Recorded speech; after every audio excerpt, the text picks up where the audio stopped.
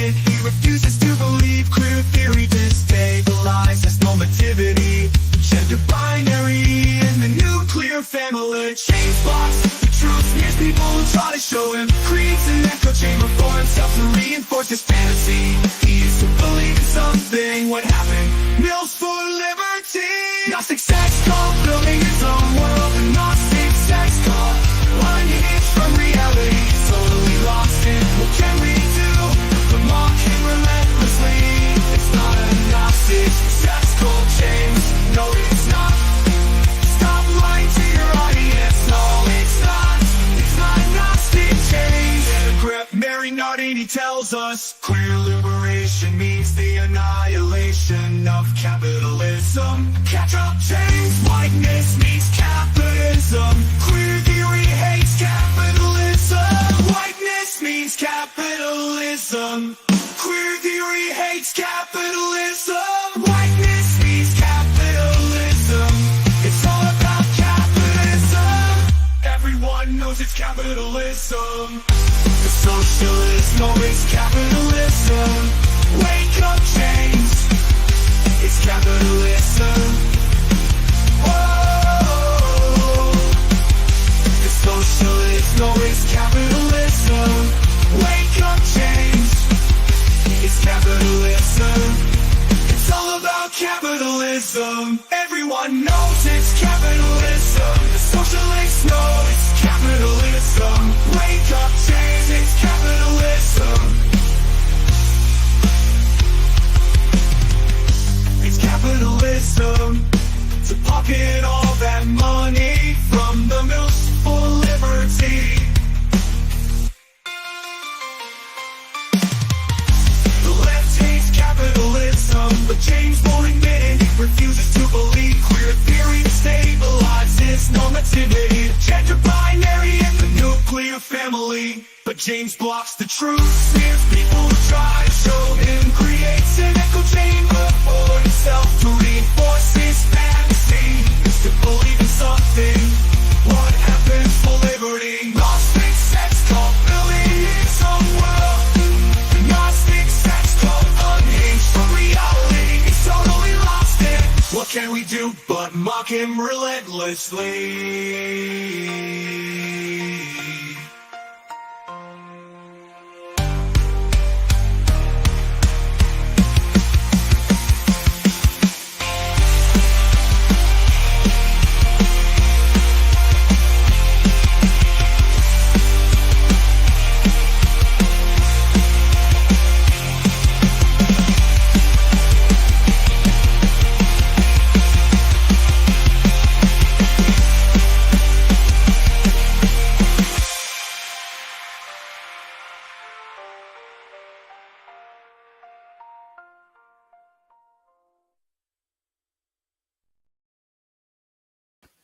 Well, hey, everyone. Happy Friday. Welcome to Happy Hour. We did it.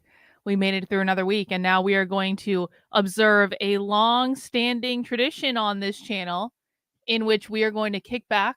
We're going to have some beers, or today I actually got some cider. I'm not drinking beer today. I'm drinking cider.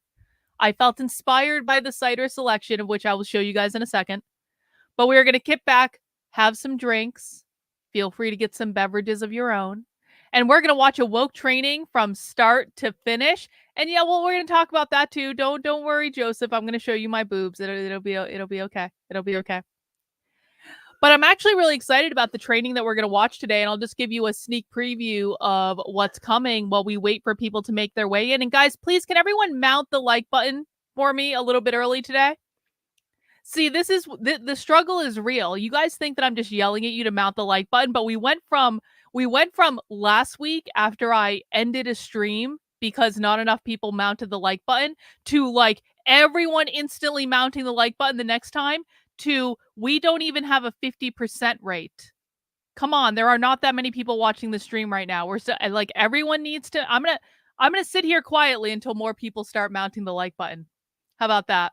How about we do that? Keep going. Keep mounting. Come on. I really don't want to have to do this every single time. Come on.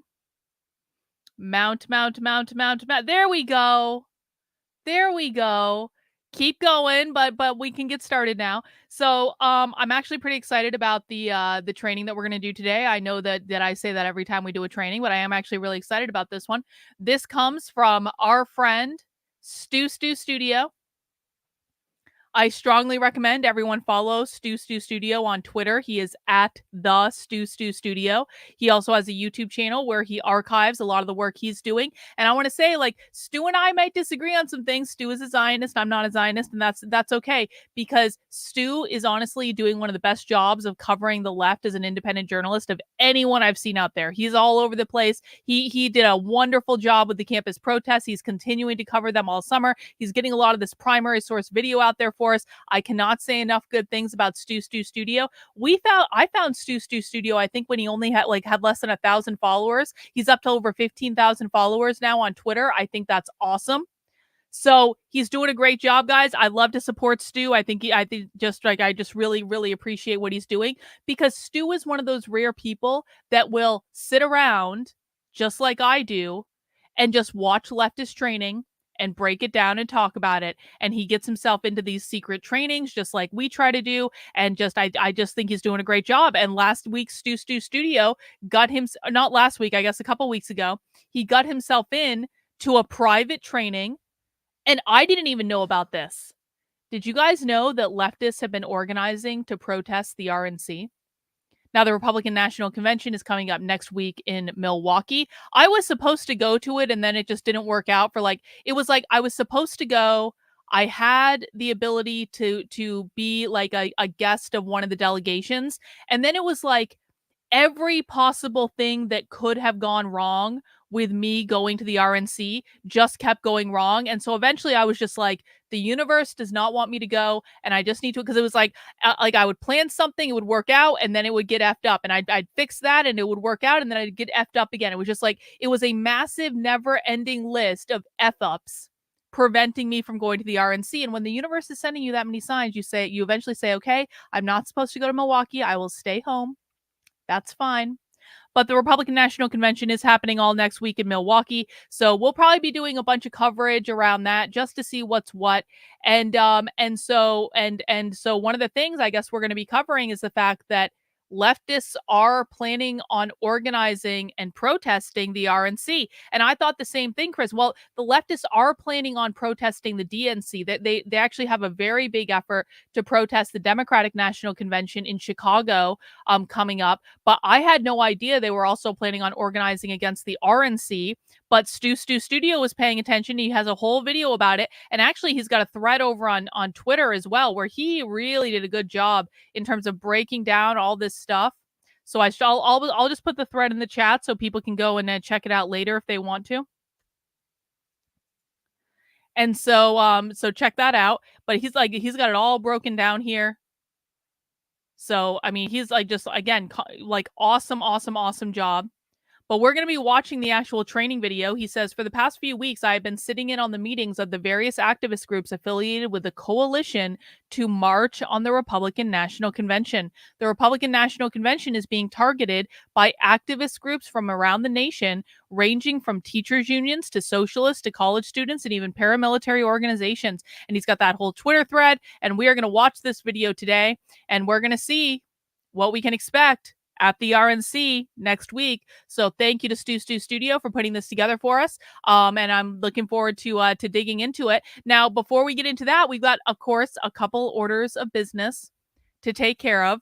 Number one, okay, yeah, it's been a light week on the Substack. I know. I keep meaning to do stuff, and then I keep getting distracted. I feel like it's one of those weeks where it's just been like, and I apologize, guys. I really do. I should have created more content this week. I really should have, but it's the beginning of July. And I feel like it's one of those times when maybe I just needed like a half-year break or something like that. But like, we're really going to be getting into it next week because we have to, because of the RNC. Like, and I promise the content is going to start picking up again. I promise. I cross my heart and hope to die. You guys know this stuff just burns me out every once in a while, and then I need to cut back and let loose. And you know, I'm choosing to do that on Twitter right now with the Groypers. And maybe that's not my best decision making of all time, but it's making me happy. So if you want to support the work I'm doing, head over to the Substack. Make sure you sign up for $8 a month, $80 a year. There is a massive archive of articles over on the Substack, guys. So even if I didn't put anything new out, at least yet this week, you can still go back into the archives. I strongly doubt that every single one of you has read every single thing that I've ever posted on the Substack. So you can head over there and sign up as a monthly or annual supporter if you want to get exclusive perks. And some of the exclusive perks that you get in terms of going to this Unwoke Roundup email, scrolling all the way down to the bottom, that's where you'll find your exclusive perks. Listen, there's a movie night tonight in my supporter Discord. John Morgan and Bot are hosting a screening of Coraline starting at 8 p.m. in the supporter Discord. Now, as a reminder, anyone that's in my supporter Discord is welcome to organize movie nights or watch parties or things like that. If you let me know about it, I'll make sure to promote it. So everyone make sure, head over to the Discord if you want to watch Coraline with John Morgan and Bot, and whoever else happens to show up, I'll send out an announcement in the Discord. How you get into the Discord is through the Unwoke Roundup email under the supporter perks section in the bottom. Also remember that tomorrow is Bitchcraft at 3 p.m., which is a monthly crafting thing that we do on, it's an open Zoom call where people can bring whatever craft they want, whether that be, of course, the far most superior craft of knitting, or you can crochet, or you can sew, or you can quilt, or you can fold your laundry, or you can clean your gun, or you can play video games, or you can just hang out. If you want to come for Bitchcraft tomorrow at 3 p.m., the information is in the Unwoke Roundup email under the supporter perks section, and I'll be sending out notifications about that as well. So you do get access, even when I'm not posting content on my Substack, you do get access to exclusive perks, and you can always find those over there. Milo says, Stu, Carlin, and Andy Ngo are the top 3 keeping track of the left. I would actually very much agree with that, Milo, and I do appreciate it. Of course. Thank you for the wonderful compliment. Hang on. Let me get a screenshot. Yeah, I absolutely agree with that assessment. Andy Ngo is, of course, incomparable. I have nothing bad to say about the guy. I think he just does excellent work. Stu Studio does excellent work, and I like to think I do okay work as well. So I appreciate that. Couple other orders of business. Now, per this super chat, check this out. I'm getting myself in trouble on Twitter. Nerdy says, Carlin, I'm considering maybe possibly researching the Holocaust. Conservatives, no, don't do it. Bigot, anti-Semite. Carlin, you're just making me want to look into it more. Yeah, this has been the last couple of my days. Can I just say that? This super chat pretty much sums up my last couple of days over on Twitter. And listen, I gotta say, it was just topped for me with Steve Deace today. Because Steve Deace, who has no idea who I am, who, even though members of my community are avid fans of his, and members of my community have actually been reaching out to Steve Deace for the last year to say, Steve, why don't you talk to Carlin about her work on the far left? Why don't you talk to Carlin about her work on the far left? I know this has been happening. Now, I have never really listened to Steve Deace, so I didn't really have any idea who he was. But people in my community were like, Carlin, you need to talk to Steve Deace. And I was like, well, let him know. And I guess, if he wants to, I will. So I know for an absolute fact that members in my community have been reaching out to this guy for over a year. And at some point last year, I just gave up on conservative influencers. I used to waste so much time reaching out to conservative influencers and the so-called journalists. And every time I did an undercover project, every time I infiltrated something, every time I had a really good story that none of them know about, that none of them are covering, I would do all this media outreach and nothing would ever happen with it, even though the shit they chose to cover was so inferior to what I was doing. It was not even funny. And at some point I just gave up and I was like, F you guys, I just don't care anymore. You're wasting my time. None of you actually care. None of you know what's going on. I'm so far ahead of you, it's not even funny. And so I just kind of gave up at some point and I just stopped paying attention to them. Well, all of a sudden, because I've said words on the internet that Steve Deace doesn't like, and those words, to be specific, are, here is exactly what I said. I was never interested in questioning the Holocaust until people told me I couldn't. That's all I said. That's literally all I said. Now, here's what I don't say in this tweet.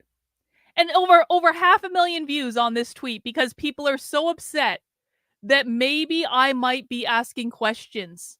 Maybe I might be watching videos from the unapproved websites and reading books they don't like. Like the uproar over this proves my effing point. I have literally not even started reverse engineering the Holocaust yet. Okay, maybe at like over the past year or so, maybe I've watched a video here and there, but not with any sort of I haven't been studious about it. It's more like just something that's played in the background. I was like, well, that's an interesting perspective. I literally have never questioned the Holocaust. I've literally never said the Holocaust was good and never would say the Holocaust is good because a lot of people died. So like that's just not good. That's bad. I have never questioned the number. I have never said that any less than 6 million people died in the Holocaust because, of course, we know absolutely no less than 6 million people died in the Holocaust. And that's just like we have to take that. We just have to all accept that. Like, I've never questioned it. I've never said Hitler was a good person. I've never, I don't even care if people are Jewish. Like, I've actually said repeatedly that I don't care if people are Jewish. And so literally all I said was, the fact that you guys are just acting all crazy about anyone who dares to insinuate that maybe we weren't taught the truth about the Holocaust in the schools. Just like, because of course, guys, we are taught the truth about every possible historical topic in schools. You guys know that, right? You should never question anything you were taught in schools at all because everything they teach us is the truth. And so why would the Holocaust be any different than that? So I said, maybe the uproar that you guys are having over anyone that even goes near, maybe that kind of makes me want to look into it because I'm a little bit of a rebellious bitch, if I'm honest about it. Like, we all know this. I've accepted this. And so if you tell me I can't do something, I'm going to be like, really? Can't I? You think I can't do it? You think I can't? I will watch that video on BitChute, goddammit. Don't make me go to BitChute.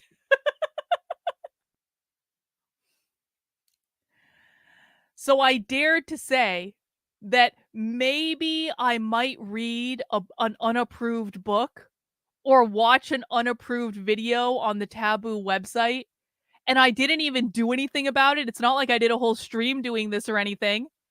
And all of a sudden, conservative fucking pundits lose their goddamn minds.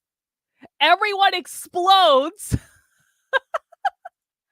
And Steve Day said I was part of the Gnostic sex cult.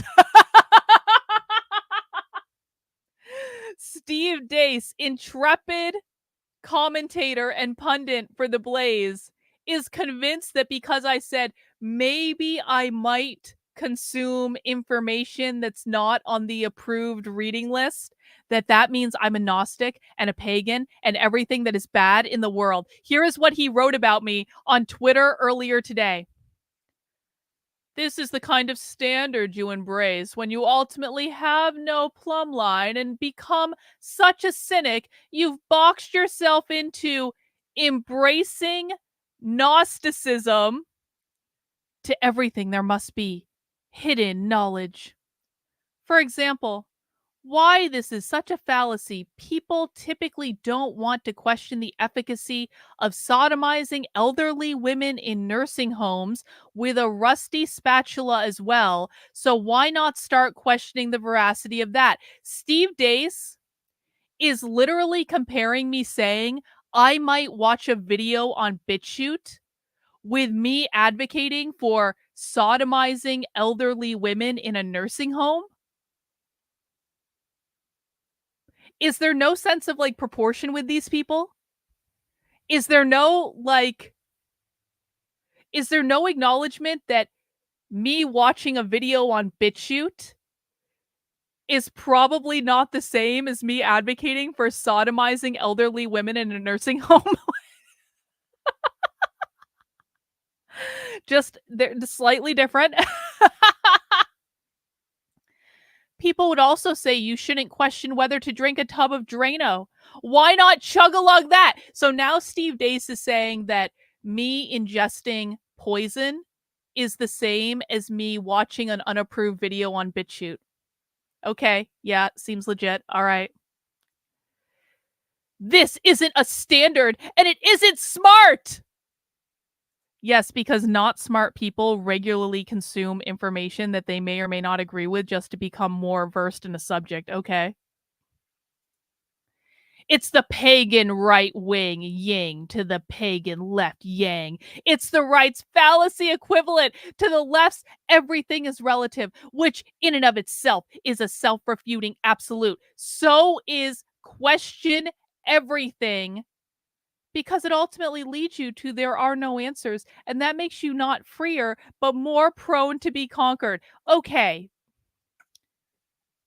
I'm old enough to remember when the government shut down the entire economy and our entire way of life for literally years over a virus that was not more fatal or awful or difficult to deal with than the cold.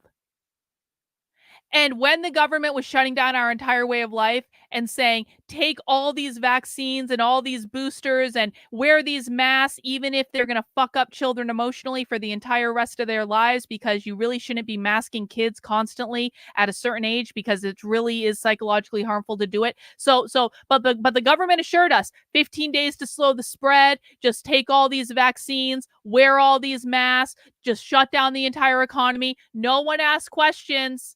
Don't question it.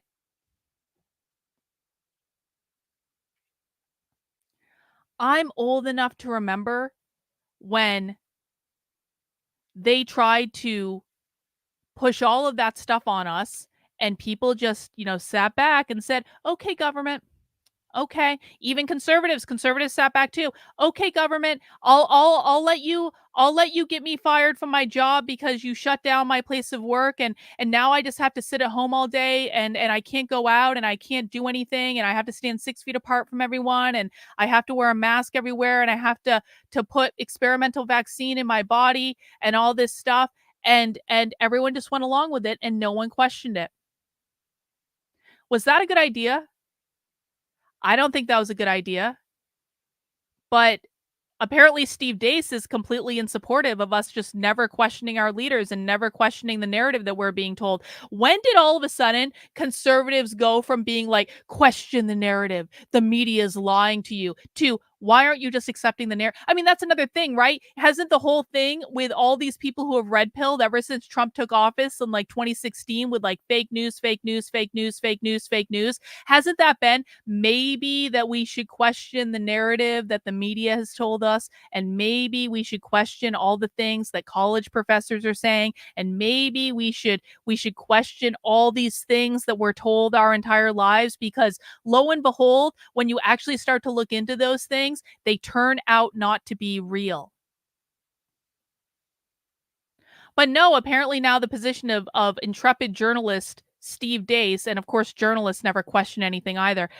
Now it's the position of Steve Deace that asking questions is bad, and that we should just accept everything that we're told. And that I mean, is Steve Deace just telling me that he should be able to tell me what to think, and I should just go along with it without even saying, is that really right? Is there any evidence of that? What does the evidence actually say? So is the question everything, because it ultimately leads you to there are no answers, and it makes you feel not freer but more prone to be conquered. So asking questions and seeking out information that I hadn't previously accessed, that makes me more prone to being conquered. Does that make sense to anyone?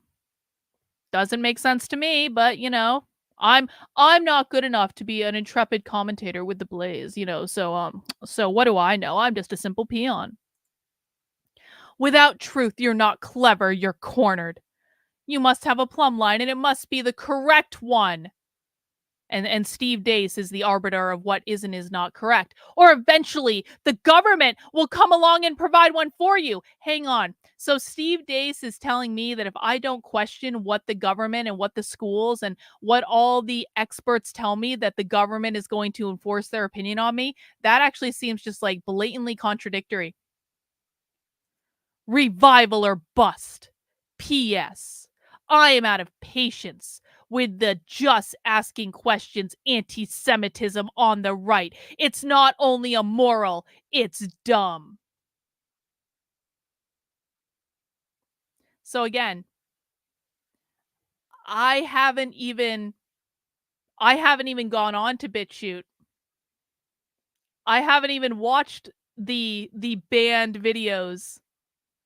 I haven't even thought about this to any real degree other than to say, you guys having a massive hissy fit about this topic really kind of makes me want to go on to BitChute and watch the video that you don't want me to watch. That's all I've done. And now I'm an anti-Semite. I'm a Gnostic. I'm kowtowing to the will of the government. I have 500,000 people on Twitter pissed off because I'm asking a question about a BitChute video. Like, it's just like, I mean, these people are so unhinged. I cannot even. And, so I don't apologize. I don't regret asking questions. And, the reality is that the more that conservatives like Steve Dace over on Twitter throw a massive hissy fit, the more inclined I am to go onto BitChute and to watch the video they don't want me to watch. Maybe I'll even do that this weekend, Steve. How do you like that? And they have no one to blame but themselves, because this wasn't even a topic I cared about until conservatives lost their ever-loving minds. So that's the one thing I wanted to address. The other thing is just like dessert. It's just like a fun thing. And then we'll get into the video. We'll get some alcohol. We'll get into the video. But there was an eventful...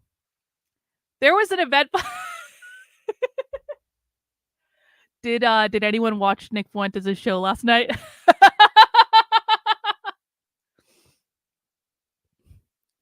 I have to say, I do appreciate the gripers. I do appreciate the gripers. I do appreciate Nick.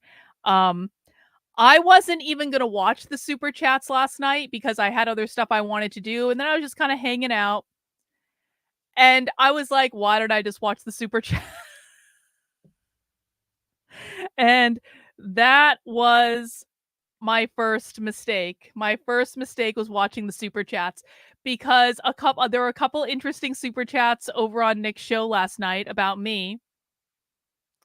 The first one said, "Nick, you got to tell Carlin to stop posting photos of her boobs on Twitter. My meat can't take it anymore. Okay, thanks for everything. Love you."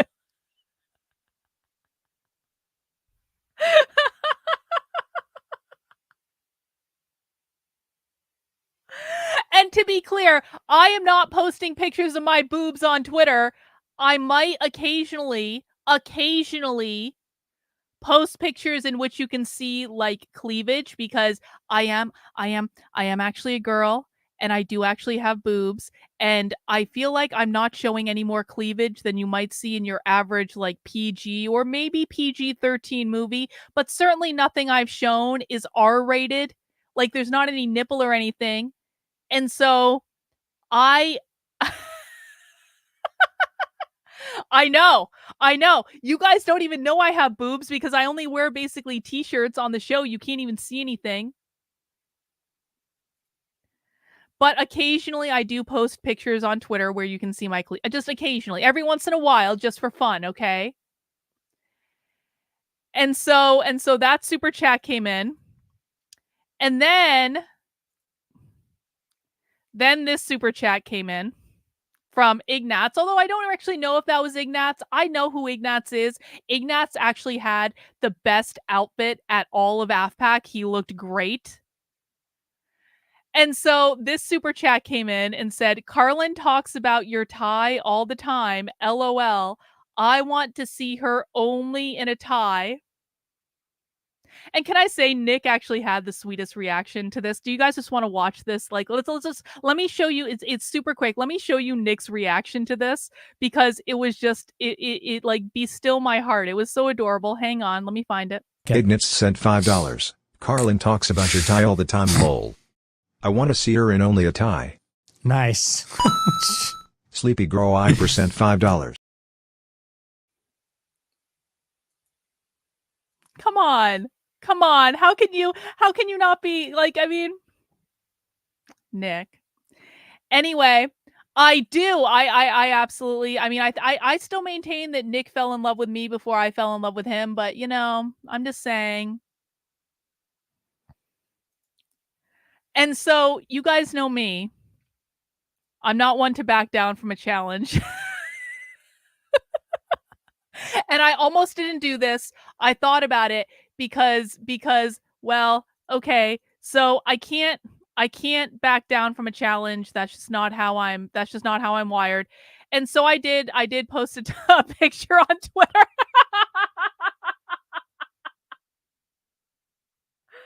I did.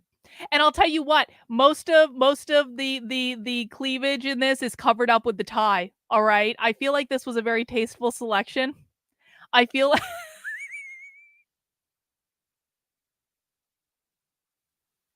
this is about as naked as you guys will ever see me.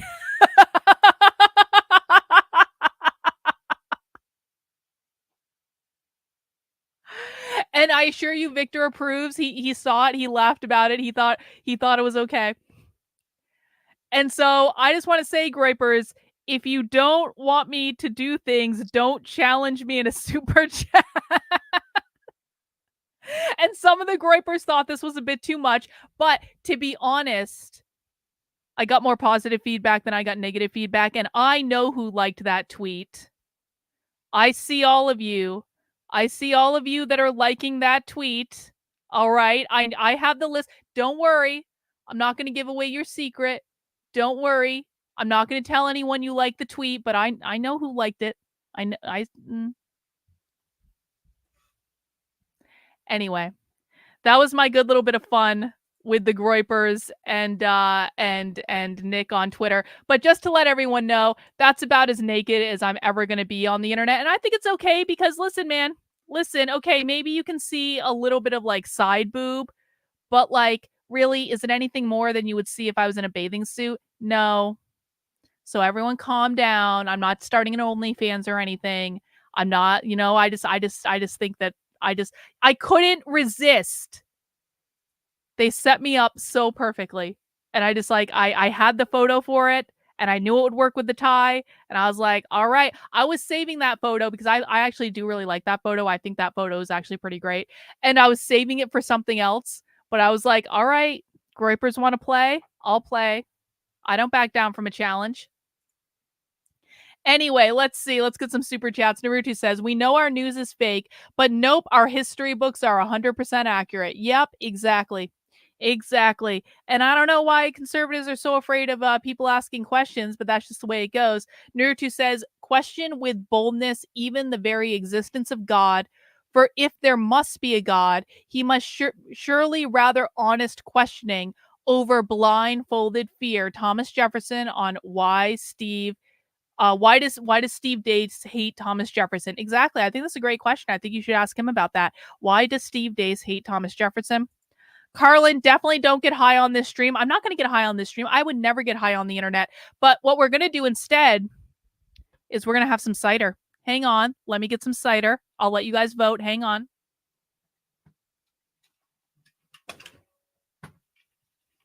Got to get my little fridge right here. Now, why did the cider fall out? Hang on.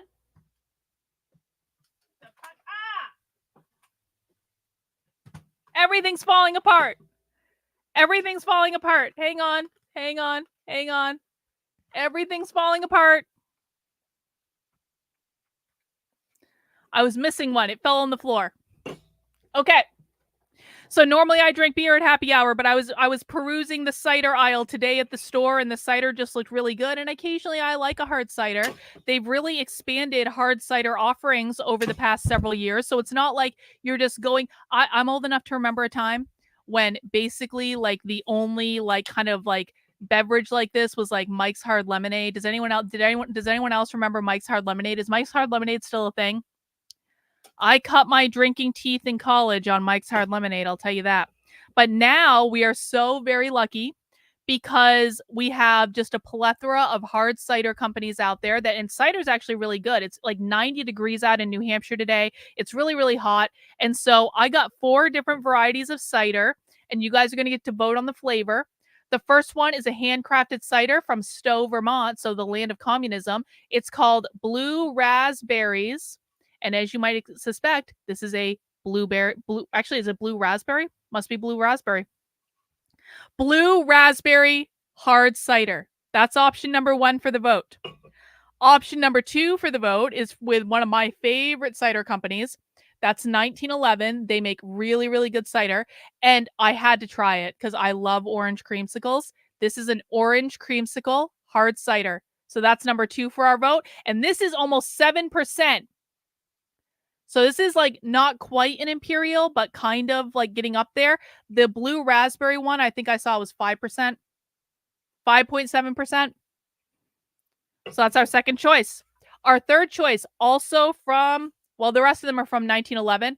This is an unfiltered Macintosh hard cider. And so the fresh, unfiltered cider you drink as a kid is back, but this time it's only for grown-ups. So this is going to be like your typical kind of like apple cider thing, except it's got alcohol. That's going to be how much alcohol? Also 6.9%. So nice and alcoholic. And our last one, I don't even know why this is special, but this can feels so nice. It's not a normal can. It has a really nice texture to it. This is 1911. It's called Lafayette, the hero of the two worlds. I have no idea what this is about, but the can looked cool, and so I had to see. Let me read the description. Cider snobs rejoice and respect history.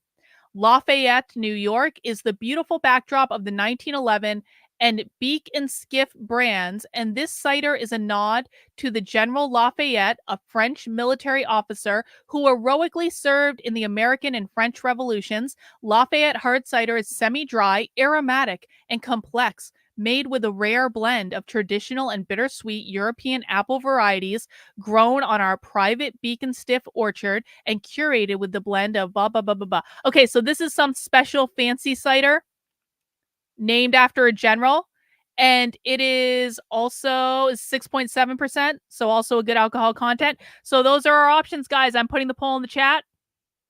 If you're drinking something fun, please let us know what you're drinking. Again, our options are blue raspberries. We've got orange creamsicle. We've got unfiltered Macintosh, or we have the Lafayette super fancy cider with the nice can. How's a cider different from a beer? It's just it's like, so like this is going to be like apple cider. Well, with whatever fruit it is. So this is going to be like, beer is with like hops and other things. They're just different drinks. Okay? One is made with fruit and the other is made with hops and water and other ingredients. And I don't have any sort of answer other than that. So let me know which cider you want me to drink, guys. Let me get the sound set up. And of course, again, let us know if you're drinking something fun in the chat tonight. Thank you, Reagan, for the comment about my hair. Yeah, the hair is coming together. The hair looks better on some days than others. Thank you. Wheat and barley. Okay, thank you, Justin. Appreciate that. Cider tends to be sweeter. Cider is going to be good for women who like, so if you're like a guy that likes IPAs, cider may not be the thing for you, but like women would really like cider. Let's see. The main difference between cider and beer is that cider is made from fermented apple juice, while beer is made from fermented grains, typically barley, along with... See, I was close. Thank you, guys. All right, let me see what's winning in the poll.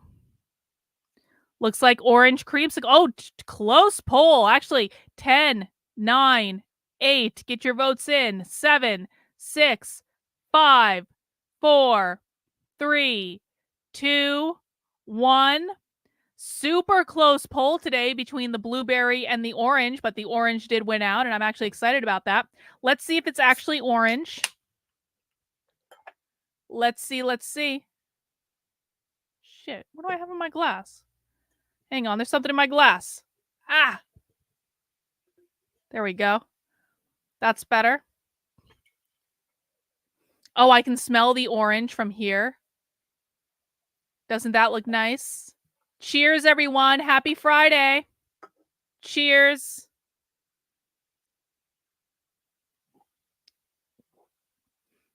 That really does taste like an orange creamsicle. See, this is why cider is for women. All right, guys, we are going to watch a presentation learning about how leftist activists are organizing to protest next week's Republican National Convention. So this is something we want to keep an eye out for. Maybe we'll get a little bit of a sneak preview about what to expect next week. As a reminder, please do make sure to mount the like button for me. And as we make our way through this presentation, if you feel so inclined to support the work I'm doing, feel free to send in a super chat. If you appreciate the fact that I'm showing you this information, we're going to stop, we're going to pause, we're going to break it down, we're going to talk about it. Please show your love by sending in a $5 super chat, $10 super chat. I really do appreciate it. You guys support the work I'm doing. I cannot do it without you. And if 20 of you send in a $5 super chat, that meets my goal for the stream, which is just $100, and that kind of keeps me in business. So I do appreciate it, guys. Let's get this party started. All right, Andy, you ready to get started? Are we good? Yep. All right, we'll start now. All the speakers are co-hosts, so they should be able to unmute themselves. All right, sounds good. Not too long ago, many of us didn't know how to use this technology, but now we're all about it. Welcome, everyone, to All Out for the March on the RNC. We're doing online reports and mobilization plans tonight, Monday, June 24th. We have a few speakers, and we added one tonight. So I want to welcome Omar Flores from the Coalition to March on the RNC 2024, Carlos Montes, veteran of the Chicano Liberation Movement, Chris Lee Carpio with National Students for a Democratic Society, Robin Johnson with the Minnesota Abortion Action Committee, myself, Tom Burke with the Freedom Road Socialist Organization, and we also added Rania. The Freedom Road Socialist Organization. Can someone look that up for me, please? USPCN, U.S. Palestinian Community Network. So we're going to get started now with Omar speaking first for a few minutes. Hello, everyone. As it was said, my name is Omar, and I am the co-chair and spokesperson for the Coalition to March on the RNC. I just want to say that everyone's attendance today is extremely encouraging for us. I feel like every day it's just been getting more and more hyped up, and people are starting to understand that, yes, this is real. The Republicans are going to be gathering in Milwaukee, and so now that we're a month out, I feel like the whole city is waking up to this, and also apparently people across the nation. So again, I want to thank everyone for taking time out of their day to attend this Zoom. And I just wanted to maybe speak very quickly about the importance of coming to March on the RNC. Oh, shit. I feel like we get like a lot of just sort of words and dialogue and this is a legit socialist organization. How have I never heard of these people before? Maybe we'll watch them tomorrow for Socialism Saturday. Almost like just this like showboating, from the opposition to the Republicans, which is the Democrats. And, we don't really get much action in terms of actually combating their hateful agenda, right? The Republicans are entirely the opposite of everything that many of us stand for. And, it feels redundant to go over some of those points as to exactly why that is. So I won't. But what I will say is that, when we're out there and we're showing our faces and, we're putting ourselves out there, that we're showing that we're the real force that can combat the Republicans. And not only in words, but in action. It was never going to be politicians on the other side of the aisle. It's going to be us that are going to be out there in the streets. And, it's honestly not looking so hot for Biden. And, seeing that Trump might get in, people will know that they could look to us as the real opposition again to the Republicans. And so that's why it's so important to be out there.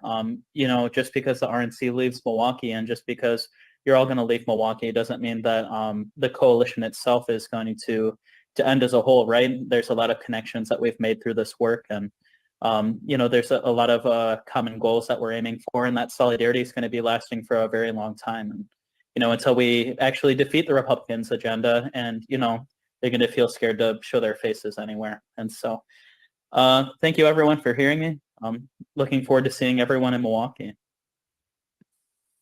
Excellent. Thank you, Omar.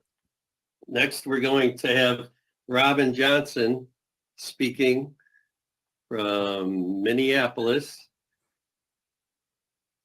Take it away, Robin. Awesome. Thank you so much for having me here today. I feel very honored to be on this panel with these other amazing organizers. So thanks. Yeah, my name is Robin, and I'm a member of the Minnesota Abortion Action Committee. Just to give a little bit of context about MANAC. MANAC was created after the overturning of Roe v. Wade, after organizers were able to mobilize approximately 10,000 people into the streets to protest the decision, which identified a need for grassroots organization around reproductive rights within the Twin Cities. And in Minnesota, obviously, abortion is legal and codified. So one of our primary goals in MANAC is to point out that while we have greater freedoms than those living in states with abortion bans, there's still a lot of work to be done. A lot of our work is surrounding crisis pregnancy centers, which is basically the conservatives' response to legalized abortion. They are fake medical facilities that basically lie to people to manipulate them in order to not having an abortion. And those outnumber abortion clinics in our state 10 to 1. So listen, I know you're new here, but what you're going to find out pretty quickly is these types of own the libs comments don't actually go over well here. We don't care about owning the libs here. What we care about is what the left is actually doing in the real world.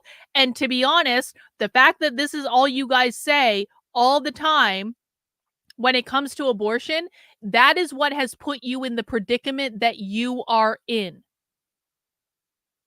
So this isn't helpful. They are kicking your ass on abortion. It's not even close. And the reason is you guys don't do anything except say, what about this? It's not helpful, bro. I would bet all the money in my bank account you have no clue what these people are actually doing. I do because I've gone undercover at their abortion events. A funny side note, Carlin, did you see Eminem dropped a song trashing Candace Owens called Lucifer? I did hear about something like that, but I didn't pay too much attention to it. Thank you, Naruto. My stance is I care what the left is doing in the real world and beating the left, and I do not allow owning the libs bullshit in my chat because it doesn't work. You are losers because this is all you do, and you don't listen to anyone else, and you don't actually have any idea what the left is really doing, because all you do is you run around and you make these comments designed to own the libs so that you can feel morally superior. We do not do that shit here.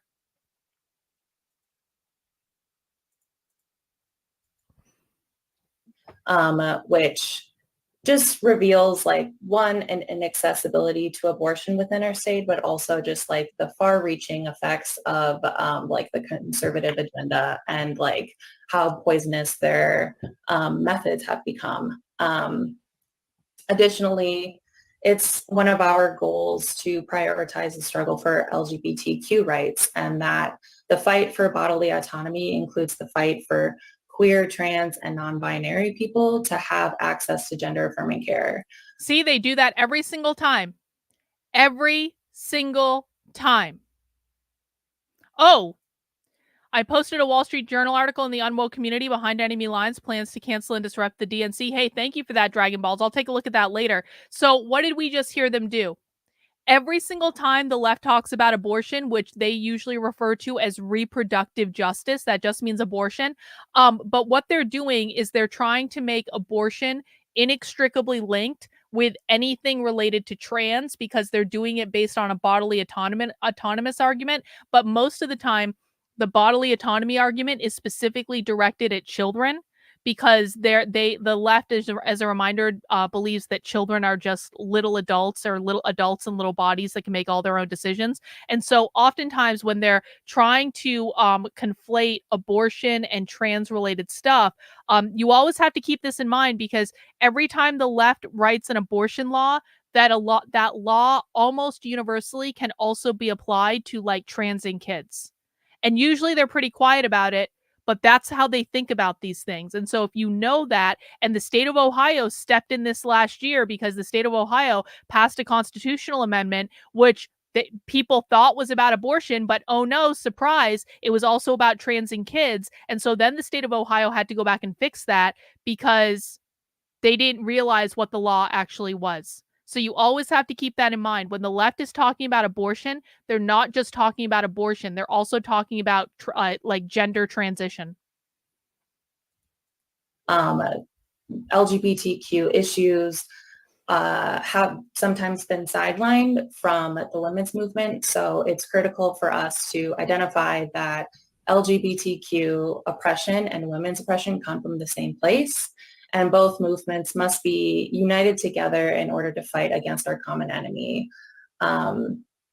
We like to use slogans such as defend women's and reproductive rights, which point out that the target of abortion bans may be women, but women are not the only demographic impacted. And we like to also uplift LGBTQ voices by having speakers. Okay, bro, I'm not going to keep correcting you throughout this entire stream. No, none of this is word salad. None of what this person is saying is word salad. None of what I just explained to you is word salad.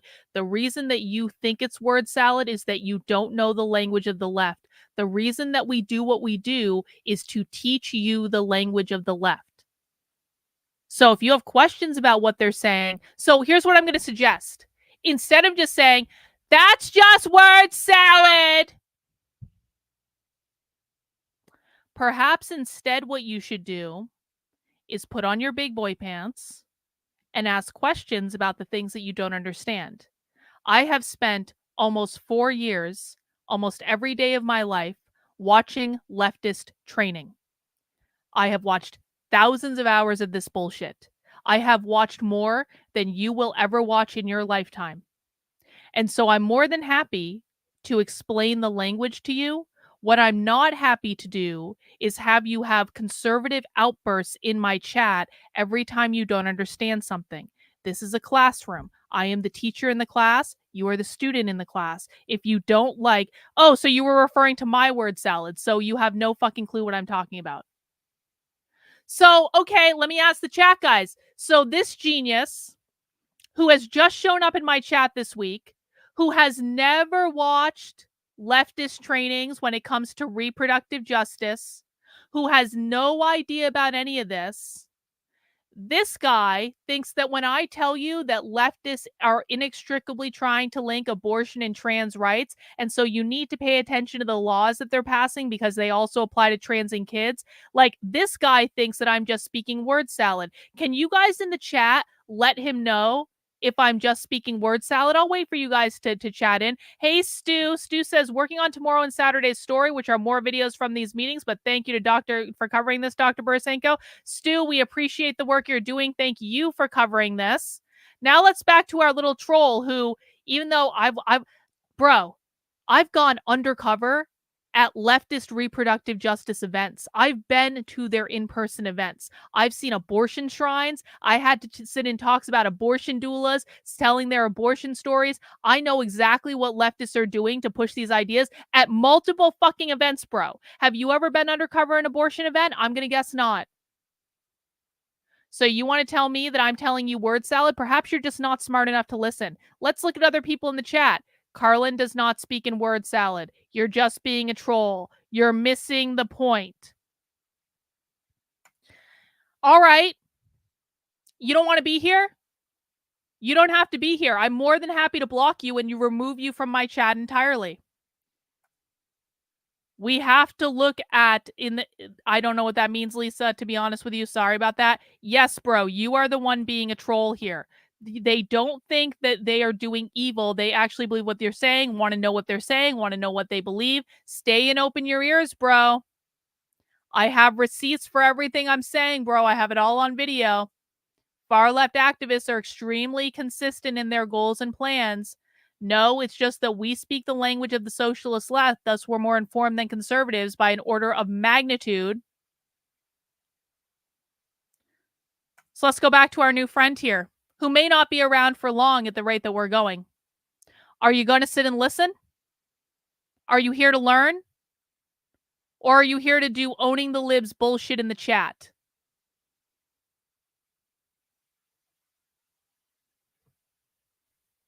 Because people are telling me to ban you now. Because now they're angry. You're going to get bounced if you can't put your ego aside and learn. So which is it, bro? Not that one, that one.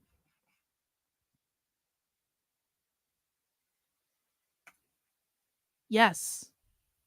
These are leftists. These aren't liberals, by the way. Liberals and socialists aren't the same thing. If you think that liberals and socialists are the same thing, then you have a lot to learn. Liberals and socialists are not the same thing. Democrats and socialists are not the same thing. Progressives and socialists are not the same thing.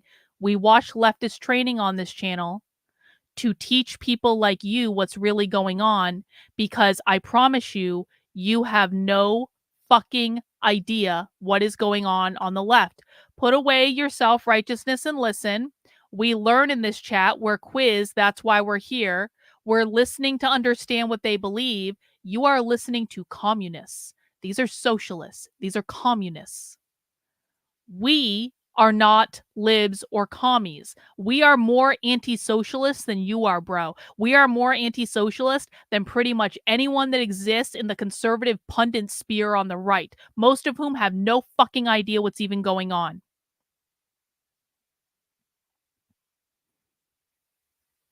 Just hang out for a while.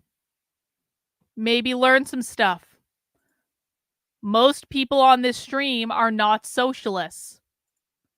Carlin does not deal in word salad or complicate things like esoteric sex cult theories or the like. Carlin is stripping away the bullshit and exposing real leftist agenda in plain sight. Hey, Acoustic Theory, I appreciate you. It's good to see you in the chat. People like this show how fucked we are. Conservatives are clueless. Okay. I'm sorry, bro. You're banned. You're banned. You're not smart enough to be here. Goodbye. I'm sorry. I had to ban him for that. He was like, that guy was seriously like, do you guys know what collectivists are? Not smart enough to be here. Removed. All right. With that distraction out of the way, we can refocus. Do we know what collectivists are? My God, these people are such idiots. At all of our events that are trans and non-binary, as well as organizing events around these issues. So yeah, we are extremely excited to be joining the coalition to march on the RNC. Roe was overturned during Biden's presidential tenure, but it was made possible through Trump's 3 appointed conservative Supreme Court justices. And since then, Republicans have just been galvanized to enact horrific anti-abortion legislation throughout the country. We've heard so many horror stories about women who have suffered traumatic complications from pregnancy and miscarriage, and then they're criminalized for like suspicion of murder because their complications required a life-saving abortion or their miscarriages were categorized as an abortion, and it's awful. Discussions around abortion have also been about like last-ditch efforts, dire situations, such as like abortion in the case of rape or incest, or having it be a life-saving procedure, or a decision because having children in this country is so unaffordable. And I just want to reiterate that abortion is an essential medical procedure. You shouldn't have to be experiencing a traumatic situation.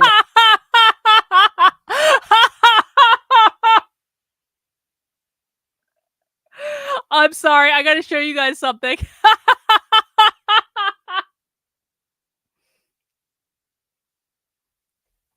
Let me show you how good conservatives are, guys.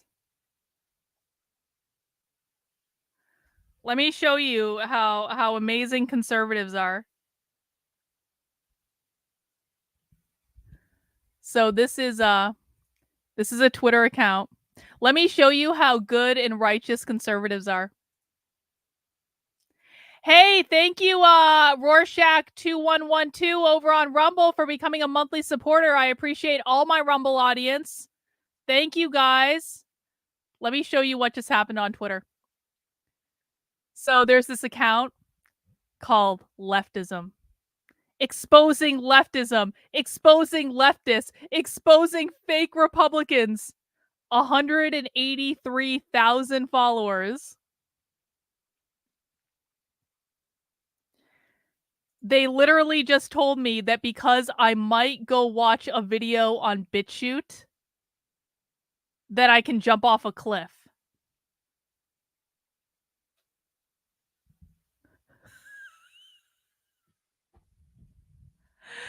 Yo!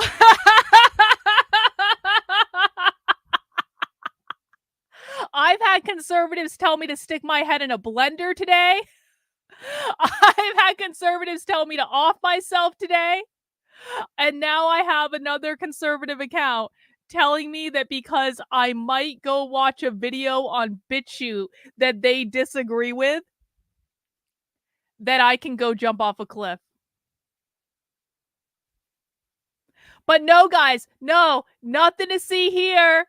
Don't worry about it. You know, I didn't even mention a specific video, but apparently they're just upset about me watching any video that might have to do with any historical event that they don't want questioned. Like, it's like, now you know what, conservatives? We're going to have a fucking watch party in my community. You know what? Maybe I do want a cozy channel. Can someone tell Nick to give me a cozy channel or something? And you know what I'll use my cozy channel for? If Nick deems me worthy of being on his blessed platform, you know what I would use that for? I would just watch all of the videos that conservatives don't want me to watch over on Cozy, and I would have the Groypers teach me things about the event that will not be named. That's what I would really do.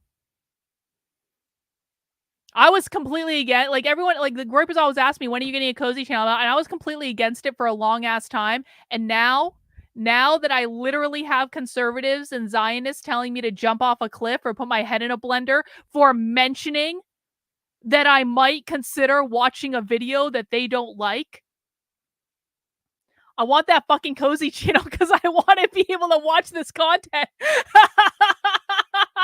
Like, I can do a whole Red Pill series. I can have the Groypers teach me stuff. We can make it an event. I'm kind of kidding, but I'm also kind of not kidding. I would actually do that. Anyway, gotta let the conservatives work out their fifis. That would actually be a fun series. Could I get away with that on Rumble? Do I even need a Cozy channel to do that? I just say Cozy because, like, I know I could get away with it if I had a channel there, but, like, could I actually just do that on Rumble? Yeah, that's kind of like what I'm thinking. Maybe I can just do it on Rumble. Rumble series. Come red pill me on the event that will not be named.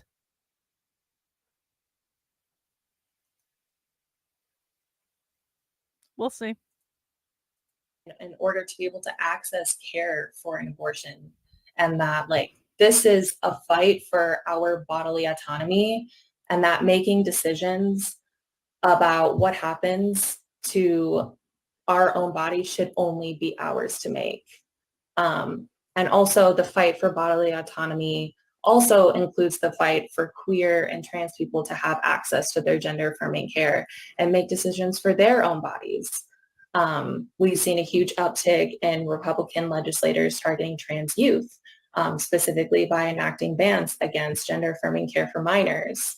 I have some statistics of, like, 25 states have adopted laws banning gender affirming care for minors. 24 states have laws around transgender women and girls competing in sports, and 11 states have enacted bathroom bans. Like, just awful legislation across the board from Republicans. And we've also seen a rise in violence against queer and trans people, which is a direct result of the transphobic and homophobic rhetoric espoused by these Republican figureheads.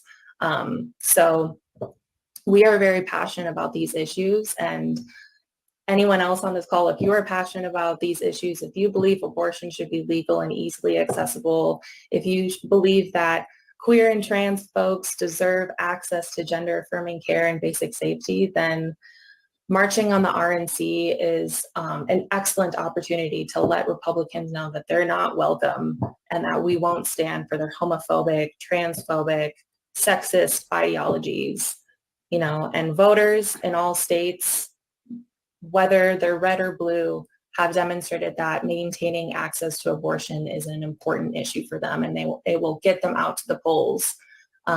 Republicans are trying to get a nationwide abortion ban, which Trump isn't currently endorsing, but he's also been historically wishy-washy about abortion and will endorse whatever will get him elected. So he might get elected, and then we can't trust that he's going to follow through on not enacting a nationwide abortion ban. And so that's another reason to mobilize ourselves to the RNC to oppose any and all attacks on bodily autonomy. Thank you, Robin. That was great. You know, we want to march right up to the front doors of that Pfizer auditorium to tell Trump and these anti-choice people exactly what we think of them. That's right. We're going to get in their faces. We're going to cause a little chaos on the streets of Milwaukee. And we need to mobilize more people to come with us, because it's looking like Trump's going to win at this point. But our protests can have an impact on things. You know, we can really mess things up for. Nick Fuentes was talking about this on his show last Friday, and like I completely agree with him. And he's like, basically what he's seeing, and I think we've seen the same thing with the leftist trainings that we've watched lately, is the Democrats are more or less completely resigned to Trump winning. And it's like, they're kind of like, well, he's going to win anyway. And they're not even that upset about it, but that they've shifted the focus of their attacks to Project 2025. Like, they're not even really bothering to attack Trump that much anymore because they're just assuming that he's going to win. So they've instead shifted to focusing attacks on Project 2025. I strongly recommend that people actually look into what Project 2025 is, because it really is more about like a hiring database of loyalists who are actually going to do America First things more than anything else. So Project 2025, it's a project within the Heritage Foundation. Nick has talked about this on his show. He talked about it last night for a little while. He talked about it last Friday. Basically, the crux of what Project 2025 is like a hiring database of people that the Trump administration can hire that are actually like good, solid America First people. And so when Trump came out and started denouncing Project 2025, basically Trump pissed off a lot of really good people that could have actually been helpful. But the reason that he's denouncing it is Trump has bad advisors that want to be like, so Project 2025 is trying to staff the Trump administration. Trump also has advisors that he's working with that are shitty advisors, because Trump is the worst hirer in the history of hiring. Trump always hires the wrong people. This is part of why I don't like Trump. And Trump right now is being advised by former lobbyists, and those former lobbyists want to be the ones that are put in charge of staffing the White House, because quite frankly, they can get kickbacks and make a lot of money based on getting bribed to put people in the White House. So basically right now there's this war within the Republicans. Are they going to be staffing with good, solid America First people who have been around, been loyal, been proven and all that stuff? Or are they going to be staffed with like lobbyist picks, essentially? And Trump's advisors are the lobbyists. And that's why Trump is out there denouncing Project 2025. Also, because the Democrats are generating a boat ton of negative media attention for Project 2025. And Trump doesn't like negative media attention. So he's saying, I have nothing to do with this. So this is another reason that everyone should be skeptical of Trump. So far as I'm concerned, I've been saying for basically years, like, I'm not voting for Trump. Trump would really have to do something very special to get me to vote for him now. He really would, because Trump is in the back pocket of Israel. Trump is in the pocket of these lobbyists. Trump is promising everyone and their mother something. Trump has pandered more to the libertarians than he has to like America First people.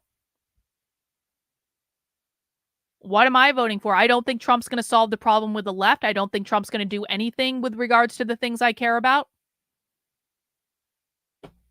Conservatives, their own worst enemies again. These rich people, you know? Yeah, and at the All right. Mm-hmm. Oh, I was just going to say, our plans for joining the march, MNAC is joining a contingent with other reproductive rights and LGBTQ-focused orgs, and we're marching together so that we can display a unified message and show our power in numbers. And also, if you live in the Twin Cities, MNAC, along with dozens of other grassroots organizations have come together to rent buses to travel to the RNC.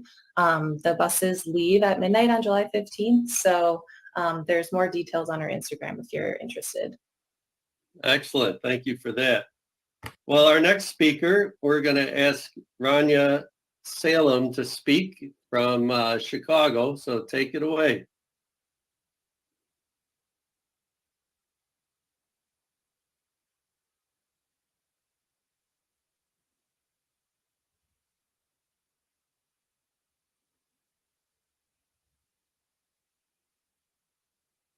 Okay, now I'm good. Sorry, I couldn't mute for a second. Chicago. Good. I'm Rania. I'm with the U.S. Palestinian Community Network, specifically from the Chicago chapter. And essentially, of course, we're coming together, right, to essentially stop the Republicans' racist and reactionary agenda, to defend immigrant, women's, and reproductive rights, right, to demand for justice and liberation for all. And I am coming here to talk about, especially on the point of standing with Palestine in demanding for the end of the US-backed genocide in Gaza and for the total liberation of Palestine, right? So now, of course, one thing I would like to say, we know that the Democrats are currently in charge, and we are also mobilizing for the March on the DNC in Chicago in August, but we're also mobilizing for the March on the RNC in July, right? So Republicans, of course, they make up half of Congress, and we are. And so you just heard her. The same group is organizing to protest the DNC and the RNC because they're socialists. They don't like the Democrats any more than they like the Republicans. And they are one of the two main parties that are voted into office. And so, of course, we have to mobilize, right? So one point that I would like to make is that regardless of whether the president is a Democrat or a Republican, it will still remain true that the United States will always continue to not only just be an ally to the genocidal state called Israel, but it will also continue to unconditionally back the state with financial and military aid, as well as back Israel at the international level, right? So one thing that I would like to mention is that every politician, regardless of whether they are a Republican or Democrat, that has spoken up in vicious condemnation of the Palestinian people and their right to self-defense against Israeli war crimes has blood on their hands, right? So since October 7th, Palestinians have been called uncivilized, terrorists, and animals on all public outlets, especially in the news. And with that came along with mass condemnation from with mass condemnation from politicians, which has created a hostile and racist atmosphere that has led to the intentional and tragic hate crimes against our communities across the United States, right? So the violence that we have been seeing everywhere, such as the stabbing of the 6-year-old boy named Wadi al-Fayumi, is actually a direct result of these politicians' systematic targeting and dehumanization of our communities, as well as the cracking down against the Palestinian community as they further their own white supremacist and Zionist agenda across the globe, right? So their support to the Zionist state of Israel as they genocide our people in Gaza is intentional, right? So we know that the targeting by both Republican and Democratic leaders is intentional in order to dehumanize an entire population of people to justify a genocide against them. So this dehumanization not only allows for our governments to further their violence against our people abroad, but this in turn inspires racist individuals to inflict violence onto our people and our communities here in the United States. So Republican legislators actually have introduced dozens of bills to crack down on not only pro-Palestinian activists and students, but also on immigrants, on refugees, and anyone that has been publicly critical of them, right, in order to silence all of the criticism that has been given against the United States, Israel, and their violent and hateful policies that they have been trying to enact within the United States, right? So one thing, as we know, over 30,000 Palestinians have been murdered in Gaza by Israel, right? With even more have been displaced, injured, missing, waiting underneath the rubble. Infrastructure and entire healthcare systems have been destroyed, and we have been seeing destruction and horrific images in a way that we have never seen before. And you have almost 2 million people, 2 million Palestinians, right, in Gaza that are under siege as they are trying to survive in a genocide that the United States is backing, a genocide that the Republicans fully back, right? So one thing that I would like to mention is that Donald Trump has said before in a speech at a rally, he has said, and I quote, he will, if he gets reelected, he will cut off every penny of money that we send to the Palestinians and the terrorists on day one. This in turn would end critical humanitarian aid for a territory under total blockade by Israel, right? So for the Republican Party, Israel's slaughter of Gaza, its illegal siege of Gaza, and collective punishment of all Palestinians, all 2 million Palestinians, is not enough. It's not enough, right? The Republicans will go as far as they can in order to achieve their goals that they want, their interests, right, within the Middle East, especially in Palestine. So we within the coalition to march on the RNC, right, we condemn all their increased and violent targeting of our communities in order to further their own racist agendas.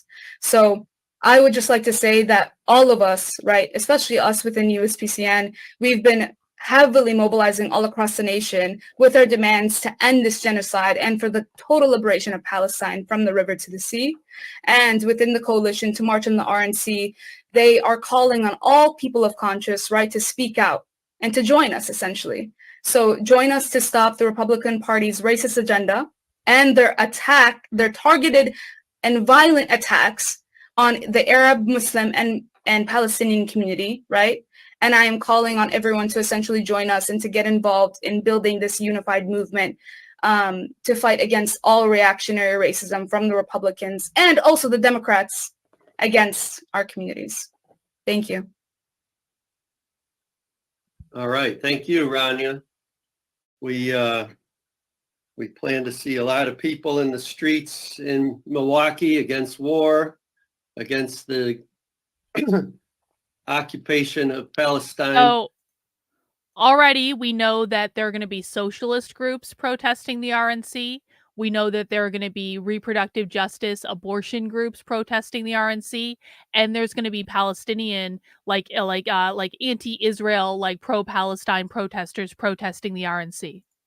So this is already a lot of groups. And we'll have a big contingent out there, another contingent of anti-war and pro-Palestine people. We have to stop the U.S.-backed genocide by the Israelis. Next, we're going to ask Carlos Montes, a veteran Chicano activist from Los Angeles, to speak. Take it away, Carlos. Thank you very much, Tom, and I'm glad to be And you here. can see too, the far left, because these are all far leftists, they're organizing all over the country for this. Guys, is there any Republican out there coordinating with different conservative groups all over the country in order to protest anything? No, of course not, because actually getting off their asses and doing something goes against their entire sensibility. But these are groups. We've heard a group from Milwaukee. We've heard a group from Minneapolis. We've heard a group from Chicago. Now this guy's from Los Angeles. They're coordinating with groups all over the country. Here with all of you getting ready to march on the Republican convention, right?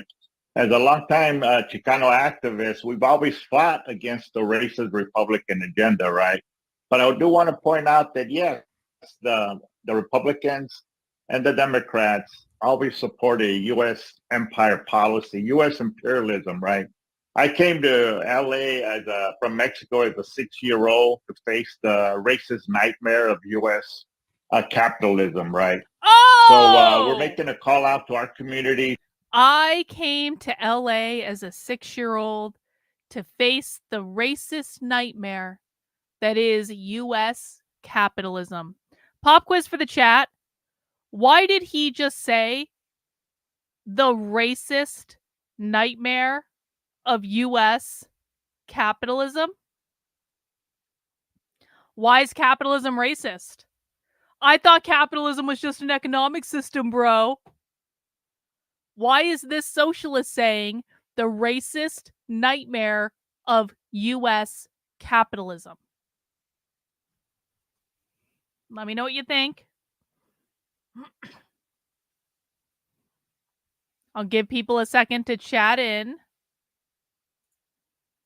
Because capitalism is oppression, keep going. Because capitalism is built upon the private property ownership of black slaves. Yup, they owned black slaves as private property. There we go. Capitalism, I can't quite understand that, K1. Thank you. It's racist because capitalism doesn't allow for equity, and systemic racism created different classes when they brought slaves to America. Yup. Capitalism created race differentiation to forward its heinous oppression. That's actually a really good, succinct way of saying that, Alexis. The left doesn't believe that race actually existed until slaves were brought to America. They don't believe that white people existed until slaves were brought to America as private property ownership. And then white people, or whiteness, was created because they needed to distinguish the property owners, the whiteness, from the private property, the slaves. And that's basically the oppressor versus oppressed. It's the bourgeois versus the proletariat. But that's when they believe white people were created. Capitalism is private property ownership. Slaves were owned as private property. Therefore, capitalism is responsible for systemic racism. In the term systemic racism, it's not the race piece that's important. It's the system piece. The system means capitalism. Capitalism is white supremacy. Yup. Socialists believe racism cannot be separated from capitalism. The system, which is capitalism, created slavery when slavery came to the U.S. Yup. Exactly. Well done. I understood what you're saying, Reagan. Don't worry about it. Because race was created by capitalism. Capitalism used race to make people into private property. Well done, Gloria. Well, so what they believe, acoustic theory, is that prior to slaves coming to the U.S., people referred to themselves by their ethnicity. So they would say, I'm English, I'm Irish, I'm French, I'm Spanish, I'm German, whatever. And so what they're saying is when slaves were brought to America, all the people that were of European ancestry basically created the categorization of white in order to differentiate the categorization of black. That's what they believe. Capitalism, right? So we're making a call out to our community to go out on July 15th to march on the Republican convention. July 15th. I want to point out that in our community, we continue to face racist police attacks against Chicanos and Blacks. That's why the local group that I am a member of, which is Centro CSO Community Service Organization, have united with the National Alliance Against Racist and Political Repression, which is a national Black-led anti-racist, anti-police killing organization. So here in LA, we fight against the LAPD killings, the LA Sheriff Deputy killings of young Chicanos and Blacks. So we're going to be there in Milwaukee, Wisconsin. I've been to several Republican conventions protesting. I was there in Minneapolis, Minnesota in 2008. And someone just pointed out that we had a DNC convention in LA. I think it was 2000, where we were marching and denouncing the Republicans. But I want to point out that, and thank you all for, doing a good presentation on all the attacks of Republicans. Does anyone know if the left protested the DNCs when Barack Obama was elected? Are conducting. But I want to point out, I was in Eagle Pass last year in October to denounce Governor Abbott's racist attacks against immigrants. I saw the 200-yard buoys with barbed wire on the river, which has caused the injury and death of many immigrants just trying to come across to work in the United States. Now, I want to point out that it's U.S. imperialism that causes the misery, the poverty, the displacement of immigrants in the third world, in South America, Asia, and Africa, that forces us to come to the United States. And when we come to the United States, we're further exploited. Immigrants are exploited with low wages, lack of housing. Here where I live in Ball Heights, we had the highest death of COVID death in Southern California, right? So Governor Greg Abbott, not only did he put the buoys, but he took over federal land with Texas state troopers, right? He also invited Georgia and Florida to come in and take over the border, right? He also, I want to point out that even the racist Speaker of the House, Johnson from Louisiana, had a delegation go to the border to say, you know, stop the invasion, whipping up a racist hysteria against poor immigrants that are just fleeing poverty and coming to work, right? Trump also did a delegation to the border, right? So the border and immigrant rights, we're going to march on the RNC. We're going to be a contingent that's being organized by the Legalization for All network. It's a national network of activists from Eagle Pass to Chicago, to Minnesota, to the Texas and California to denounce the attacks by the Republicans on all immigrants. But again, I want to point out that the cause of migration is U.S. imperialism, and whether it's the Republicans or the Democrats in power, they continue to do an aggressive policy of invading and sabotaging countries. So I want to also put out a solidarity call that I was also in Venezuela, believe it or not. Last year, I had the honor to be there in March. With Omar, as a matter of fact. Omar, remember, we were there in Caracas, Venezuela, in solidarity with the Venezuelan government in honor of the 10-year anniversary of the passing of Hugo Chavez. And the cry and the shouting and the massive rallies was Hugo Chavez vive, la lucha sigue.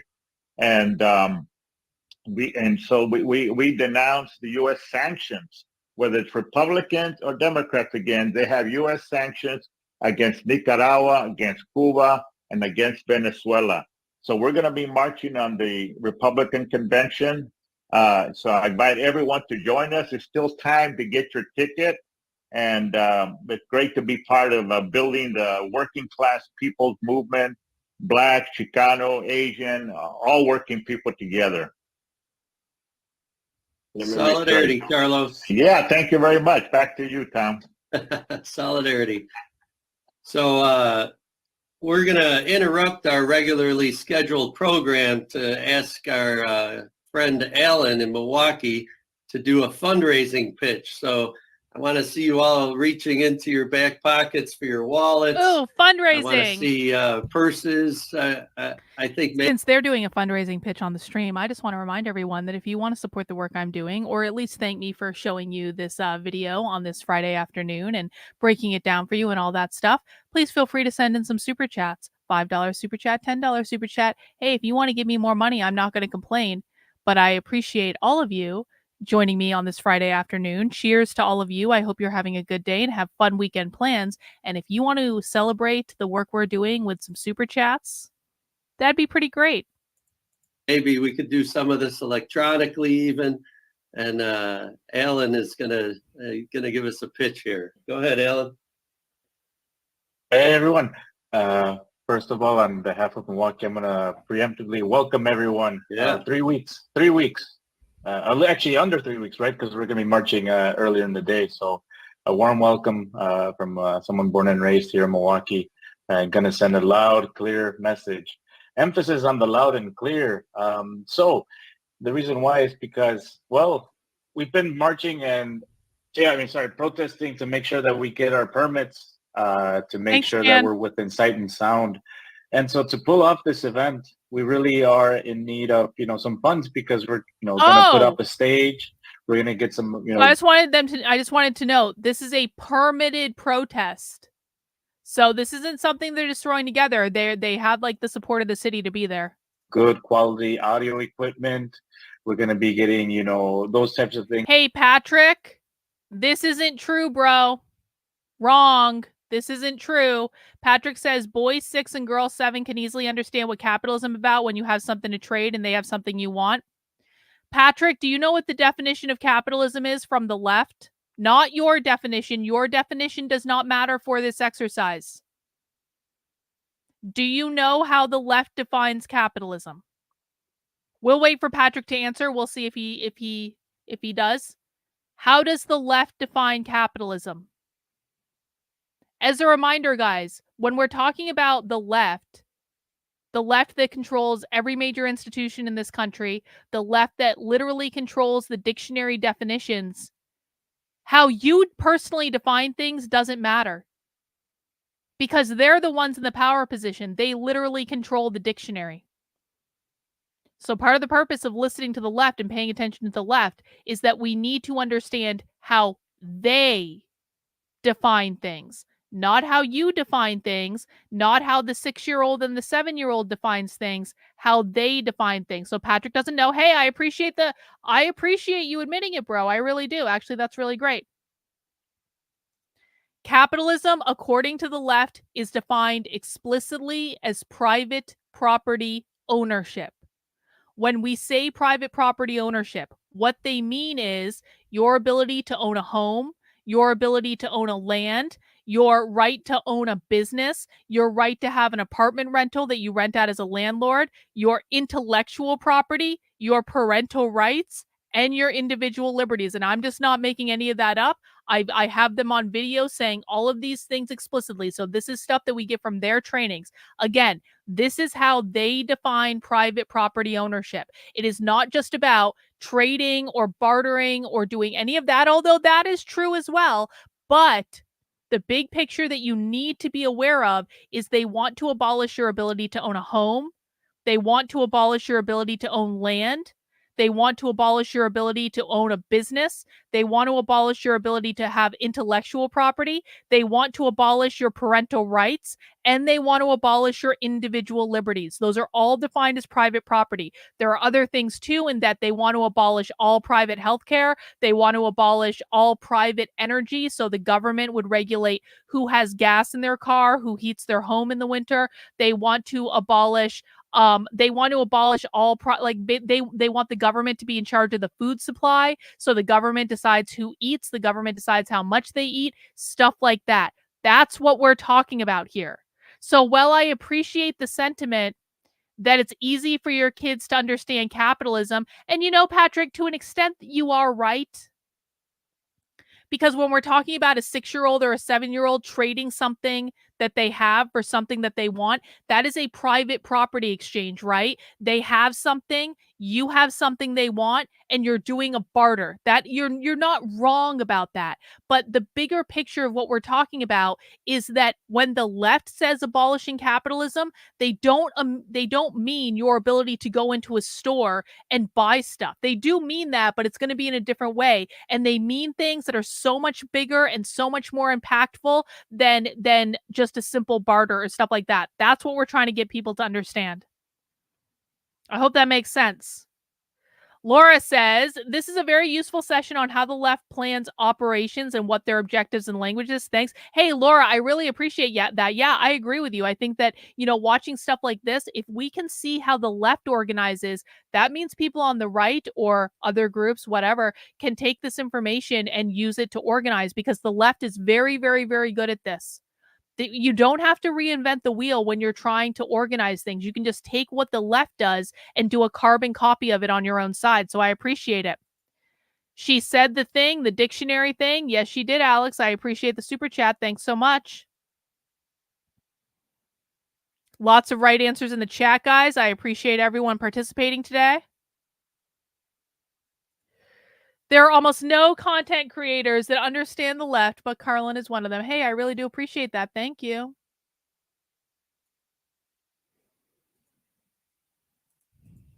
Things that require some money. So we've been doing fundraising for a while, but this home stretch, we're almost there. We are going to be relying on some very good security marshals, but they require walkie-talkies, they require vests, they require headsets, and so all of these things that we need to successfully pull off this march require some funds. So this is what the pitch is going to be about. That's where the money is going towards. Thank you, Omar, for putting the Cash App. The Cash App is March on RNC. You can also send it over to, we do have a PayPal as well. I understand some people don't have Cash App. We do have PayPal, which is just the email, staff@marchonrnc2024.org. Hopefully, Tom, you can type that one in there as I say this. So those are the two main ways you can, two main ways to donate to the coalition. Like I said, we're 3 weeks away. So I see we have about over 60 people on this call.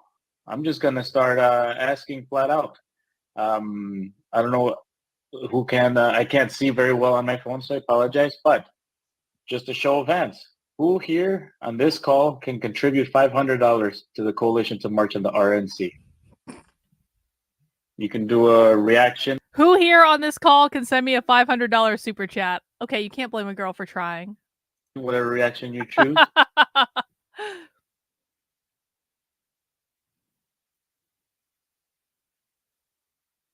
don't know, Tom. You're gonna have to keep an eye on it for me. I can't see anything. All right, maybe that was a little too aggressive, but all right, we'll bring it down to $200. We got Piper Hogan. I'll donate $200 myself. Excellent, excellent. They can also put it in the chat if they're willing to do it. We come on. We need a third $200. Somebody else $200.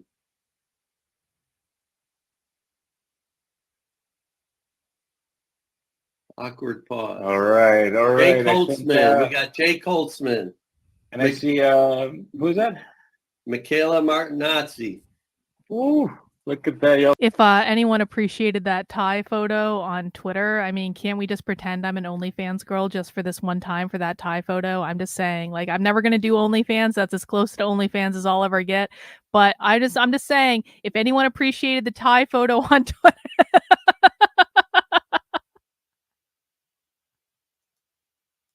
Y'all are amazing. Thank you all so much. We'll bring it down then. How about 100? Can I see a couple 100s? Who here can contribute 100 to the coalition to march on the RNC? Carlos wants to do 100.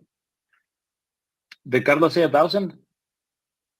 No, I said one. 1,000 pennies. Oh, 1,000 pesos. Totally. Awesome. Okay, I'll put it in. You guys are all failing me. Wow. You guys are letting socialists so out fundraise you. All right. We got Cass. We got Jeff Thompson. Pathetic display. Jeff Thompson says they gave 100 earlier today, and they're in for another 100. Yeah, do I have to post feet pictures or something? Amazing. All right, and then we'll close it out with 50 or less. So who here can contribute 50 or less? It's yay, Chris Lee. I saw that hand. You're like one of the few people on my screen. Woo! And Chris Lee knows it got hot in Milwaukee last year when you came for that debate. So we're gonna need to buy a lot of water. We're gonna need to buy some canopies to make sure. And there's a heat wave because we're bringing it. We're bringing the heat on these Republicans. We got and so we're gonna need some canopies to provide shade for the people. Thank you, for shaking your head, Omar. But these are the types of things that thanks to Biden and thanks to all these other Republicans, our economy is in shambles, and all these things cost money. So, and more money. So we're trying to buy it early before the inflation ticks even more. So, yeah. Thank you all for contributing. I'm already getting some notifications of the money trickling into the Cash App. So I appreciate you all. I'll provide the notes later time of how much came through after today's call. Thank you. Gracias. That's really Oh. great. All right. Well, we're going to go back to programming. So next up, we Thank have you, Chris Lee Nick. Appreciate Carpio with it. Students for a Democratic Society. Let's hear it, Chris Lee. Oh God, Students for Democratic Society is still a thing? I Hey, had no thanks idea. so much, Tom, and thanks everyone for being on this mobilization call. I'm excited to get to see everyone here and more soon. So I'm here representing National Students for a Democratic Society. Hey, We are thanks, a Sin. national multi-issue progressive student activist group with chapters at over 50 campuses right now, and looking to build more with more signups than ever. Like the other speakers have said so far, we oppose Trump's agenda in every way, right? So many ways. I myself am in Tampa, Florida, where the SDS here has for years been in a perpetual heated battle against Trump-endorsed Ron DeSantis and his bills, and we have some wins and some losses. He even went so far as to ban student activist groups like Students for Democratic Society and Students for Justice in Palestine, and cultural organizations at all universities, diversity programs, ethnic studies. But we created turmoil every step of the way. We exposed these people, and just look at DeSantis' presidential chances now.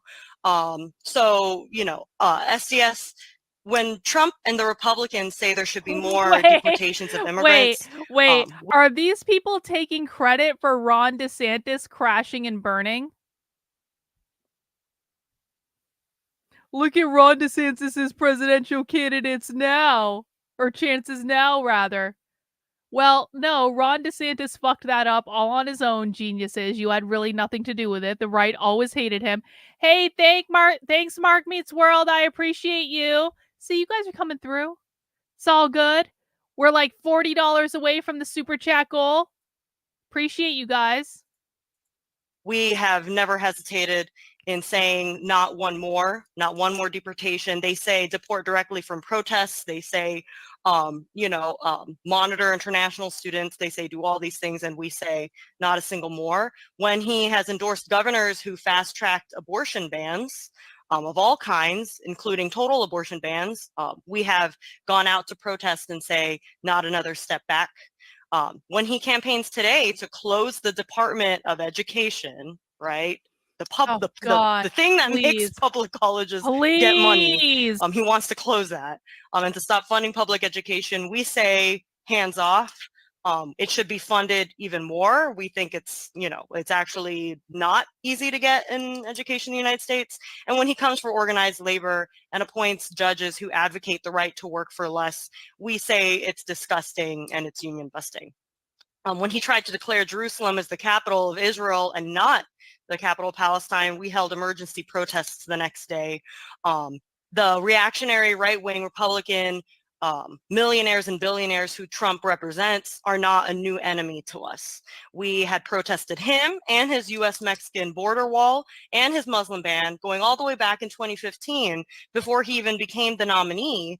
And we were one of the first student groups to do it because it wasn't clear that he would get the nomination, let alone win the presidency. But for us, it was bad enough to even put those ideas on a political platform. Even if he didn't win, we needed to protest them anyway. But he did, and we haven't stopped being a thorn in his side ever since. We smashed right-wing speaker event after event. We protested so many of them, ruined them all. Hang on, we got a question in the chat. Welcome, A. I don't think I've seen you before, so I hope you join us again if this is your first time here. Do they think they will be richer under communism, or do they care? They think everyone will be equal. The whole point of what they're doing is right now they perceive there to be a hierarchy. There are rich people up here, and then there are like our middle, and then we have this hierarchy all the way down to the poorest people, right? So what they want to do with communism is flatten the hierarchy. They don't want rich people to exist. They want everyone to be equally poor. Now, do they believe that means that people will have access to more things? They believe on par more people will have access to more things if everyone is equally poor. Will that actually happen? Of course not. No, that will not happen at all. What will happen is there will be an elite inner party, just like every other time this has been tried anywhere else. And that elite inner party will have access to perks and like all this stuff and the nicer houses and the nicer food and the better jobs and like all that stuff. And then everyone else will be left for the scraps and starving and like whatever else. But what I do want you to hear is this is a genuine belief on the part of the true believers. They really do believe that everyone will be better off under communism than they are under capitalism. They believe that capitalism creates all problems in the world. It creates every single thing from racism to, misogyny, to transphobia, to homophobia, to environmental stuff, to climate change, like everything, social injustice, like whatever the problem is, they believe it was created by capitalism. And they believe if we just get rid of capitalism, which is again defined as private property ownership, that will wipe out all of the problems. Will that actually be the case? No, but that is what they believe. I hope that answers your question. Please feel free to let me know if you would like more information. Betsy DeVos, Ben Shapiro, Richard Spencer, Nikki Haley. Yeah, we had them running through hallways, getting, cornered by students in elevators who were asking them why they were so racist. We made Trump pinatas and brought them to campus and had students smash them to deliver a message to administrators that they needed to opt out of those policies and give us sanctuary campuses, or else we would consider them in the same boat. So we took on an enemy like him before, and we're going to do it again. We have 10 coming in from Florida on planes. We have 8 driving in from New Orleans. We have dozens driving in from across the Midwest. We have people working on a banner right now as we speak for SDS to march behind. Yeah. I saw 5 people volunteered to help make a banner together, which I don't know how that'll work, but it's the enthusiasm. And we're getting ready to march and to make our message known that we're not going to let the Republicans and their agenda and their rollbacks bear any fruit, any attack that they aim against young people, against education, against the social movements in this country. We're going to turn it into 10 times, something 10 times stronger, and aim it right back at them, expose them, and tear them down. Just like we made campuses grind to a halt this semester with encampments for Gaza at over 20 schools, we will make this country grind to a halt the minute Trump becomes president, if such a thing were to happen. And we're going to have it start at the march. Wait, what? What was that? We will make this country grind to a halt the minute that Trump becomes president? Hang on. Clippy, clip, clip, clip, clip. I know Studio's already got this, but I'm just going to just to be careful. Just to be sure. Clip, clip, clip. It's got Studio's branding on it anyway. Stu will still get credit. All right, let's listen again. Against the social movements in this country, we're going to turn it into 10 times, something 10 times stronger. Hang on, I'm going to rewind a little bit more, sorry. But it's the enthusiasm, and we're getting ready to march and to make our message known that we're not going to let the Republicans and their agenda and their rollbacks bear any fruit, any attack that they aim against young people, against education, against the social movements in this country. We're going to turn it into 10 times, something 10 times stronger, and aim it right back at them, expose them, and tear them down. Just like we made campuses grind to a halt this semester with encampments for Gaza at over 20 schools, we will make this country grind to a halt the minute Trump becomes president, if such a thing were to happen. And we're going to have it start at the March on the RNC. We'll make this country ungovernable. No more deportations, no more rolling back women's rights and abortion rights. Hands off our education.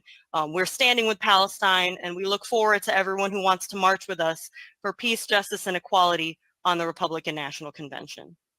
Hey, that was a banger of a clip. Human Centipede says, it says that on their website too, just like they did with George Floyd. It says on there that that sounds like the Party for Socialism and Liberation, what we heard from them as well. Let me just make sure this clip saves, guys. Banger of a clip.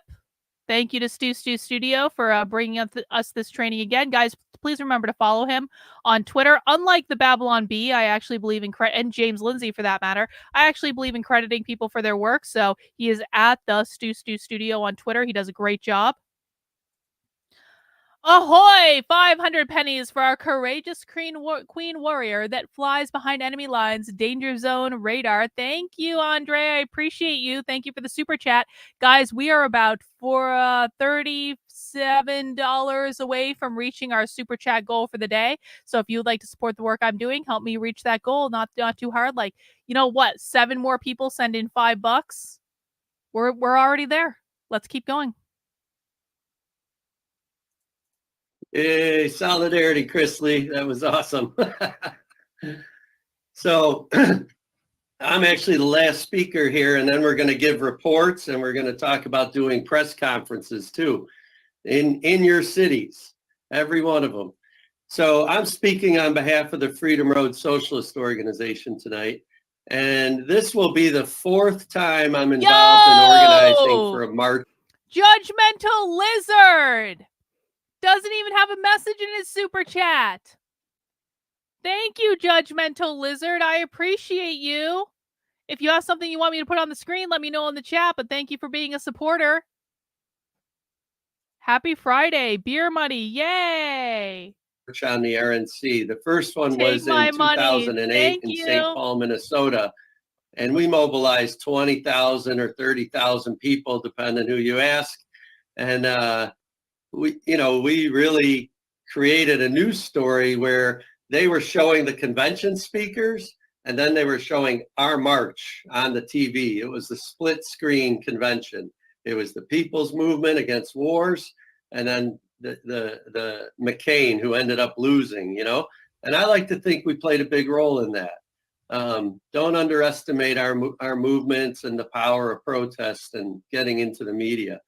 Then we did it in your city, Chris Lee, Tampa.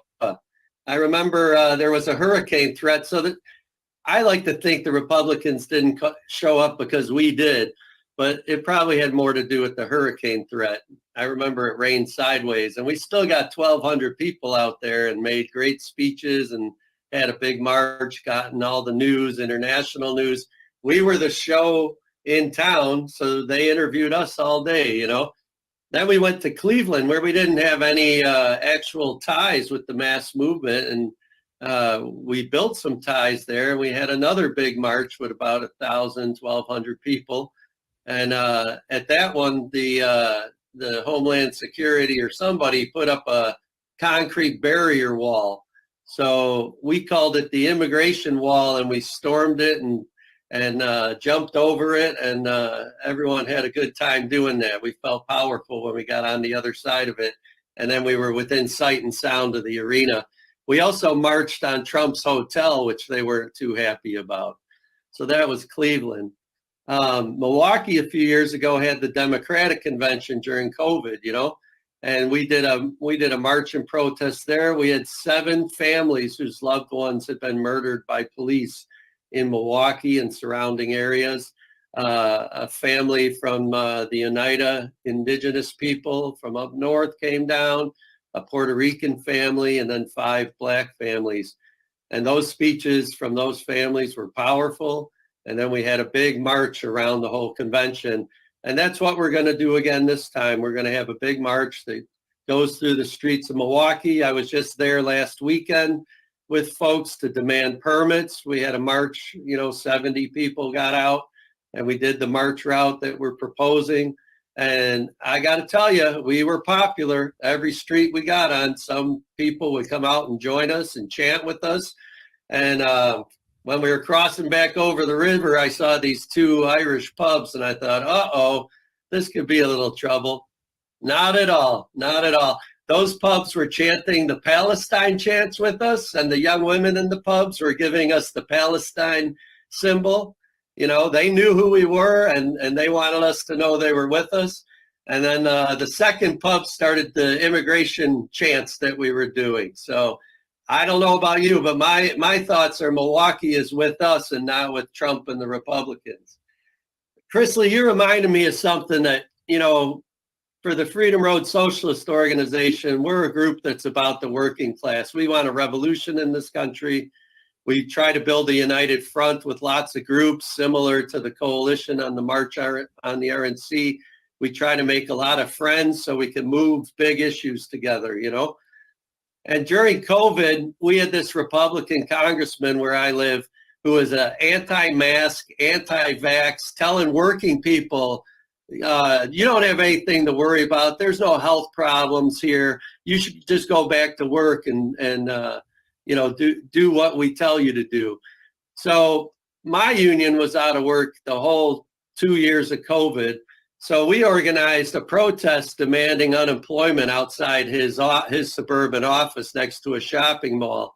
And I remember thinking, well, this might get us a little negative feedback from people driving their cars to go shopping or whatever.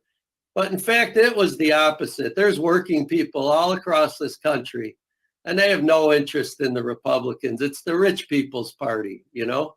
And the Democrats, you know, I always tell people the Republicans hate us and hate our movements, hate unions, hate workers. And the Democrats want to break our hearts, you know? That's why we're still fighting around Roe versus Wade instead of having advanced way beyond Roe versus Wade, you know? That's why both parties agree about what's happening in the Middle East, because they don't want to lose their grasp on a world empire. That's what's going to happen when we have from the river to the sea and Palestine is free. They're going to lose a whole chunk of their empire and no longer be a world empire. So the Republicans, though, when we went out there, that guy's office was closed. He wasn't at work. His people weren't working. They were at home playing it safe so they didn't get sick. So that's the Republicans for you. They're always telling you what to do, but they're not doing it themselves, the hypocrites. They want to legislate for our children, our transgender and queer children, and not allow them to play sports. But at the same time, they're going to go do what they want to do outside of the law. That's how Republicans act. So we're not having their hypocrisy. We're marching to their front door to tell them what we have to say and force them to listen to us. And as we build our movements, there's no turning us around. There's only one way we're going, and that way is forward. And we're going to defeat their agenda in the streets of Milwaukee and back home in the workplaces, the schools, the universities, and in our communities. The Republicans are going down, and we're going to help them go down. So that's my speech for you. I want to hear from folks how you're mobilizing. So we should get some. Hang on. This makes perfect sense if you understand how this works, though. So pop quiz for the chat.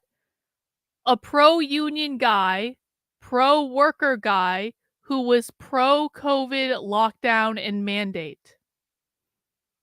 Why does it make perfect sense that this guy is pro-COVID lockdown and mandate?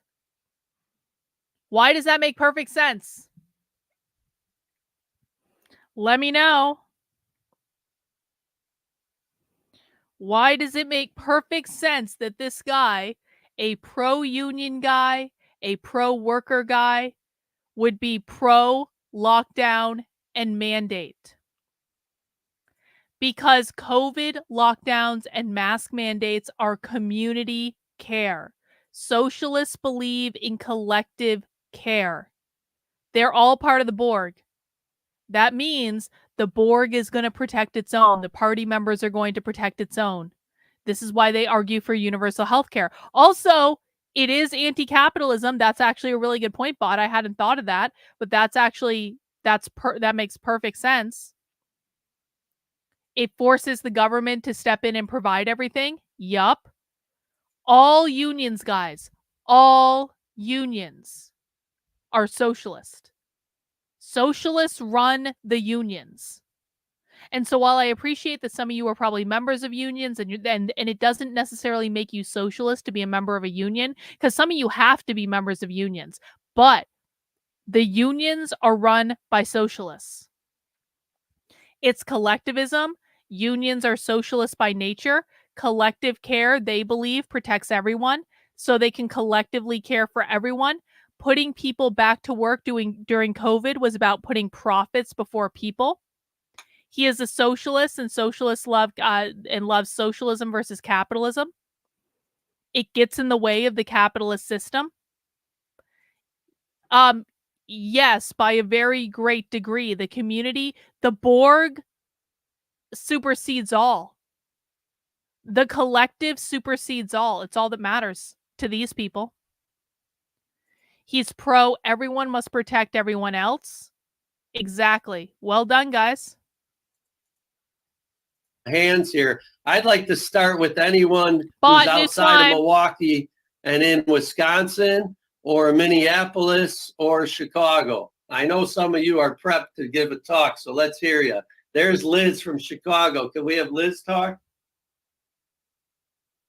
Yeah, absolutely. So here in Chicago, we are more than ready to march on the reactionary Republicans because, I mean, I don't know if y'all have seen, but we've been giving our legs a lot of work. We have marched down basically since the Al-Aqsa flood to stay with Palestine, and we're going to bring that same message to the reactionary Republicans in August.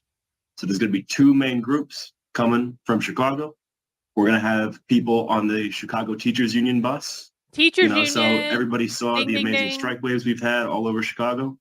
And the CTU is going to be bringing a full busload of union workers right to the gates of the reactionary Republicans. And then students and pro-Palestine activists are going to be carpooling up. We might have vans, we might get cars, we're going to see. But we're still doing math on that. But yeah, you can expect a full contingent from Chicago because if we didn't, I think somebody from Milwaukee would come and hit us. It's way too close. We got to be there. But yeah. Thank you. Anyone else from Wisconsin or Minneapolis? We got to have someone. All right. Well, Robin kind of spoke to the mobilization there. Are there others in other parts of the country that want to say something about the mobilizations? I know people are coming from Atlanta. I talked to some people from Seattle. I talked to people from Portland. Here we go. Serena from New Orleans.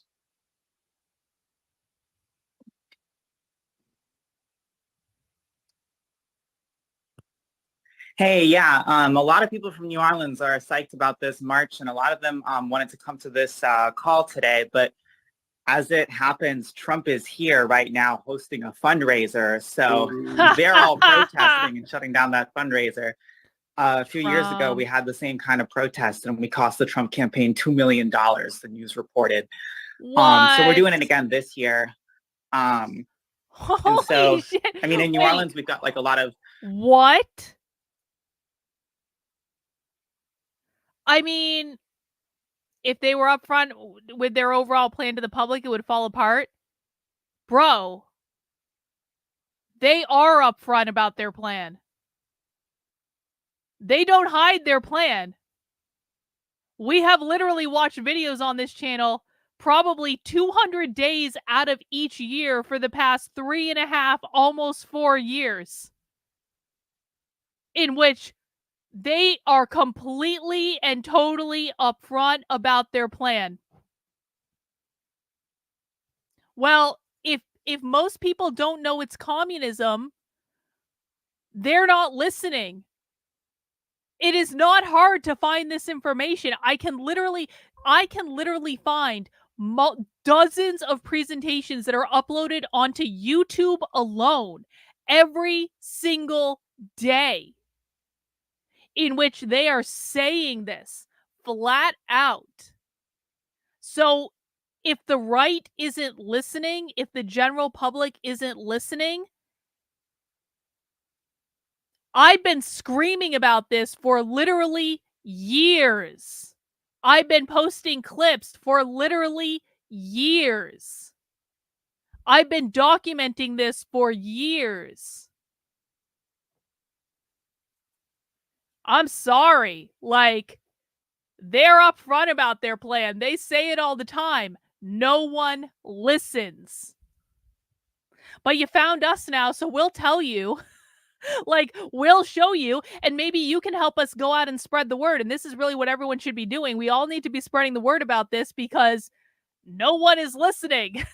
Like, look at this. I mean, how sad and pathetic this is. They literally put their organizing plans publicly on the internet. Anyone could have attended this session. The entire RNC could have attended this session. It was a publicly advertised session.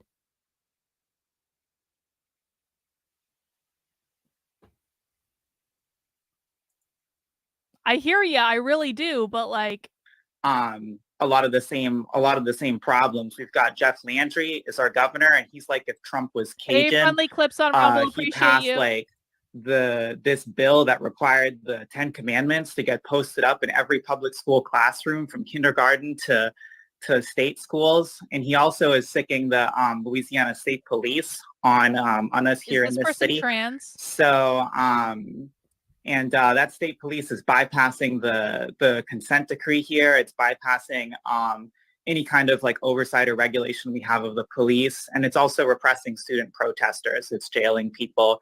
It's arresting people, including a lot of people that are going up to Milwaukee. And so we're gonna have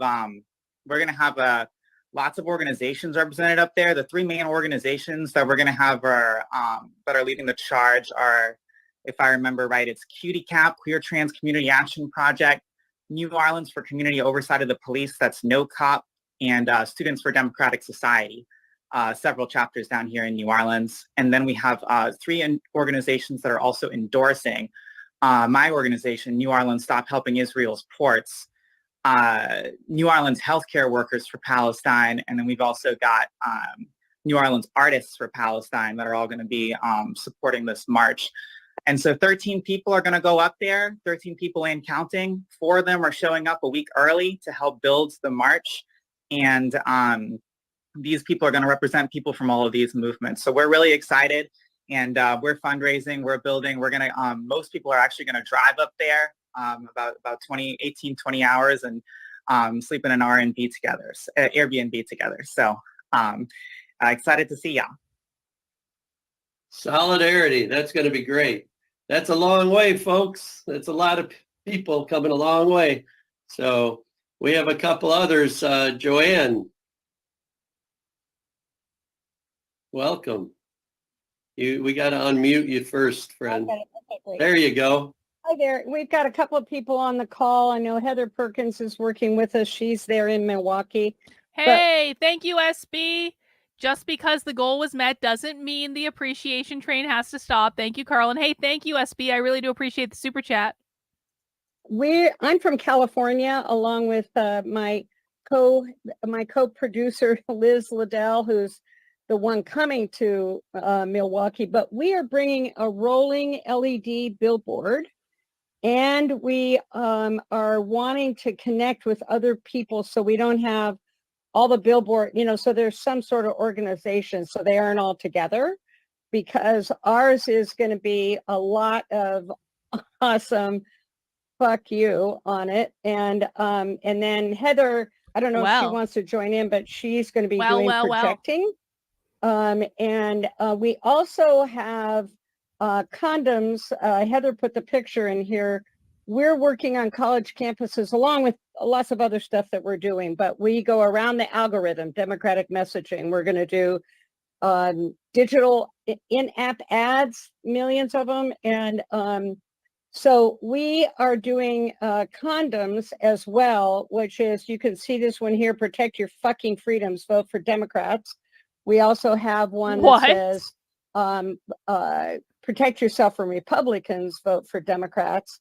And we also want to know, because we're from California, where are y'all gathering and what is the timing? And then where are the protesters going to gather? I know that there was the Pere Marquette Park, but I know that's now not happening. And so we just need to have a little bit of information, and I don't know where to have that. You know what I mean? Let's have Omar answer your questions. Yeah, so the first thing that I can answer is pretty easy. We're going to be gathering to speak with press at 10 a.m. at Red Arrow Park. You might hear folks refer to it as Dontre Hamilton Park, as that's where Dontre Hamilton lost his life to a killer cop. So if you hear that, don't get confused. It's the same park. But yeah, we're going to be gathered. What's the name again?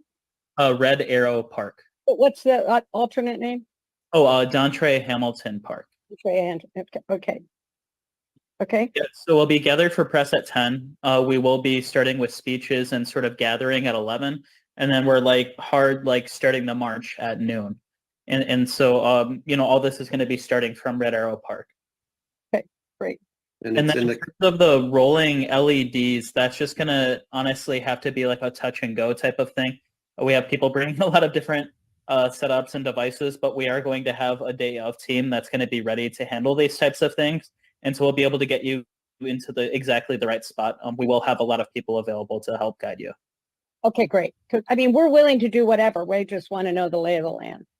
And so glad to find you all. We've been looking for you. Haven't been able to get anybody to answer us. So yay. I'm going to actually put our staff email in the chat. So if you have any more questions, just reach out at any time. Okay, great. Thank you.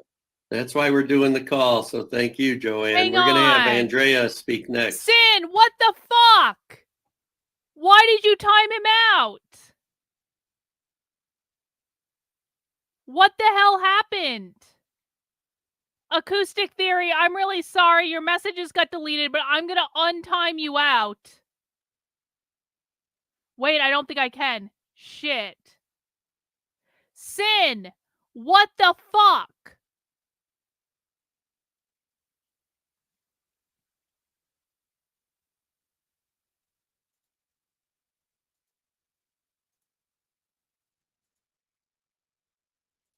That's not cool, Sin. I can't untime him out. Acoustic Theory, I'm really sorry. I don't know what happened. Oh, was it Human Centipede? Sorry, I'm yelling at Sin. What the fuck, Human Centipede? I appreciate you, but what the fuck? Acoustic Theory, we love you. It wasn't my fault. I didn't do anything.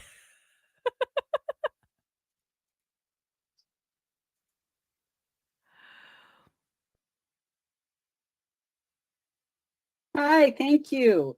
Well, I'm in Seattle, and I'm not quite sure how many people we're going to be able to rustle up to actually come, but we're going to do our best. I apologize to Sin for yelling at you. I for, thought it was Sin Freedom that did Socialist Party and Radical Women, and I'll be reporting on it for our newspaper, and we'll be publicizing it ahead of time and urging people to come on our website, as well as calling people and seeing if I can get some other Seattleites on the plane with me.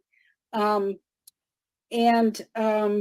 just really, really excited to be going and to be in this meeting. And I'm thinking maybe in the reports, you'll talk a little bit about housing, if there are any leads or suggestions or tips, perhaps.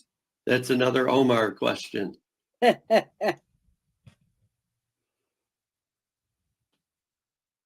I'm very sorry. Could you please repeat the question? I live on an extremely busy street, motorcycles going fast and all that. Sure. Do you have any tips or suggestions or organizing for housing? Unfortunately, we don't, just because that situation has been so dynamic and a lot of the housing has already been taken up in terms of people's homes. I really wish I could help you, but if I do hear anything from anyone else, I will let you know. And honestly, some folks on this call might have some pretty good ideas. I've heard of some people getting pretty creative. I know in conventions past, people have camped out, which, you know, the city had passed an ordinance that says no camping out in Milwaukee for the duration of the RNC. I guess we'll see how much they actually enforce that, but that's just as a heads up. If you wanted to risk it, there may be a risk of, you know, police interaction. And so, again, I hope maybe some folks have some more advice than we do. But if I'm being totally honest, we'd like to avoid housing, just like a 10-foot, maybe even 20-foot pole, just because it's a logistical nightmare. Sure, But I really hope we'll be able to find something for you. I want to make special mention. Is it Andrea or Andrea? Well, I say Andrea because I'm originally from the Midwest.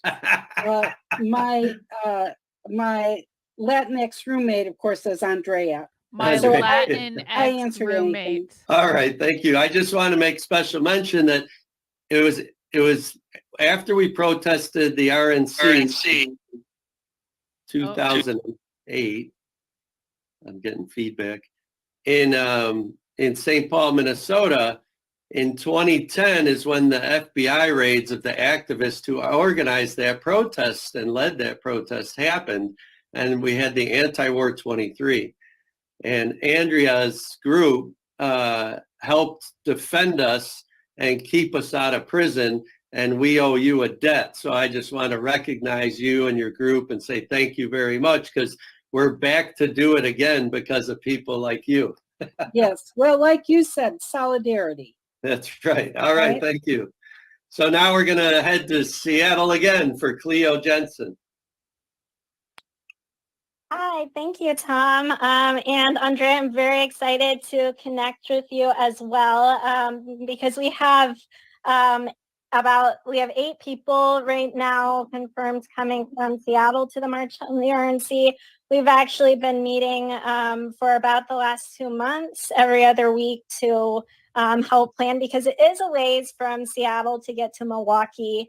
We wanted to make sure that everybody had the opportunity to go. So we split into a fundraising committee for our Pacific Northwest travel contingent to the March on the RNC. And we have an outreach committee where we've been making flyers, asking for donations. And we have a logistics committee as well. So we have gotten our housing booked there. We have gotten flights for people who need flights. We have met our fundraising goal. The organizations represented who we're meeting with, and really excited to know that FSP is going to be there as well. We're working with the Climate Alliance of the South Sound, Unite Here Local 8, which is the union that I'm in. We have a few rank and file going from Local 8, and a couple of students from Progressive Student Union who are joining us as well. The Climate Alliance of the South Sound, based in Tacoma, have been prepping for this for a while. They've been campaigning against the mega warehouse that's being built in Tacoma, and are a really big part of the mobilization on both the Republican National Convention and the Democratic National Convention coming up later in the year. And in my union, we did a 4-month strike to win the contract that we have right now. And we know how important it is to defend workers' rights, especially that the Republicans have been attacking and are trying to make labor law even worse than it already is for us. So we're very excited to mobilize, and definitely looking forward to connecting with you. We still are meeting bi-weekly as a Pacific Northwest contingent, so I can get you added to that. Fantastic. Perfect. Glad we had this call. Thank you. So we're going to have Cass speak next. Introduce yourself, please. Hey everyone, my name is Cass. Hi, Grizzly. Cass, they, them pronouns from Tallahassee, Florida. I'm with the Freedom Road Socialist Organization. And we are bringing 5 people, very modest. A lot of people want to go to the DNC. But we are having people come from our Students for a Democratic Society chapter, SDS, as well as our NARPA affiliate in Tallahassee, which is the Tallahassee Community Action Committee. Really important for Floridians to go to the RNC. If someone like Trump is president, or, even gets a lot of traction, as it seems like they are, Republican legislators in other states, right, become more emboldened. We've seen that, like Chrisley mentioned, just under DeSantis. It seems like every week there's a new thing that he's trying to do to harm the people's movements, from, the Black Liberation Movement to the Movement for Reproductive Rights to, LGBTQ rights. It feels almost nonstop, and we saw that under Trump last time, legislators like DeSantis, statesmen like DeSantis become more emboldened to continue their attacks. We've even seen it at the local level. Right now, we are organizing for police accountability in our city. The Tallahassee Police Department, harasses our Black community members, our poor community members with impunity. right? It worked. And actually, give it a one of try our then, most I recent guess. cases that we're working with the family Give it a around, try. the body cam footage showed that the police officers planted evidence on a Black man in Tallahassee, Oh. and he still He got forgives us. a guilty Thank you, Acoustic sentence. Theory. You know, so the police in our cities and in our states are basically doing whatever they please, you know, and are facing no accountability because governors like DeSantis are passing laws making it illegal to create review boards, right? So it's not just when we say racist reactionary agenda, this is something that is affecting people in every single day. You know, it's not just police crimes like murder, but it's harassment, you know, of people every single day in their everyday lives. You know, the family of this man who received, you know, this sentence despite being innocent, and body cam footage showing that he was innocent. The family spoke to us actually last week, and they've been harassed every day by police for the activism that they and us are doing for this case, you know. So we're joining the March on RNC, you know, to fight against this racist reactionary agenda because it's affecting people every day, you know, and we got to show that there's a national movement against the Republicans, not just, you know, Trump, but also at the state and local levels. We got to take our states back. We got to take our cities back, you know, and create a real people's movement. So we're very excited to join. Hey, we figured out a new hack for the chat. This is good. It worked out at Human Centipede. They, them. There's a they, them. Oh, sorry, I was on mute. Thank you, Kaz. We're going to hear from Emerson in Michigan next.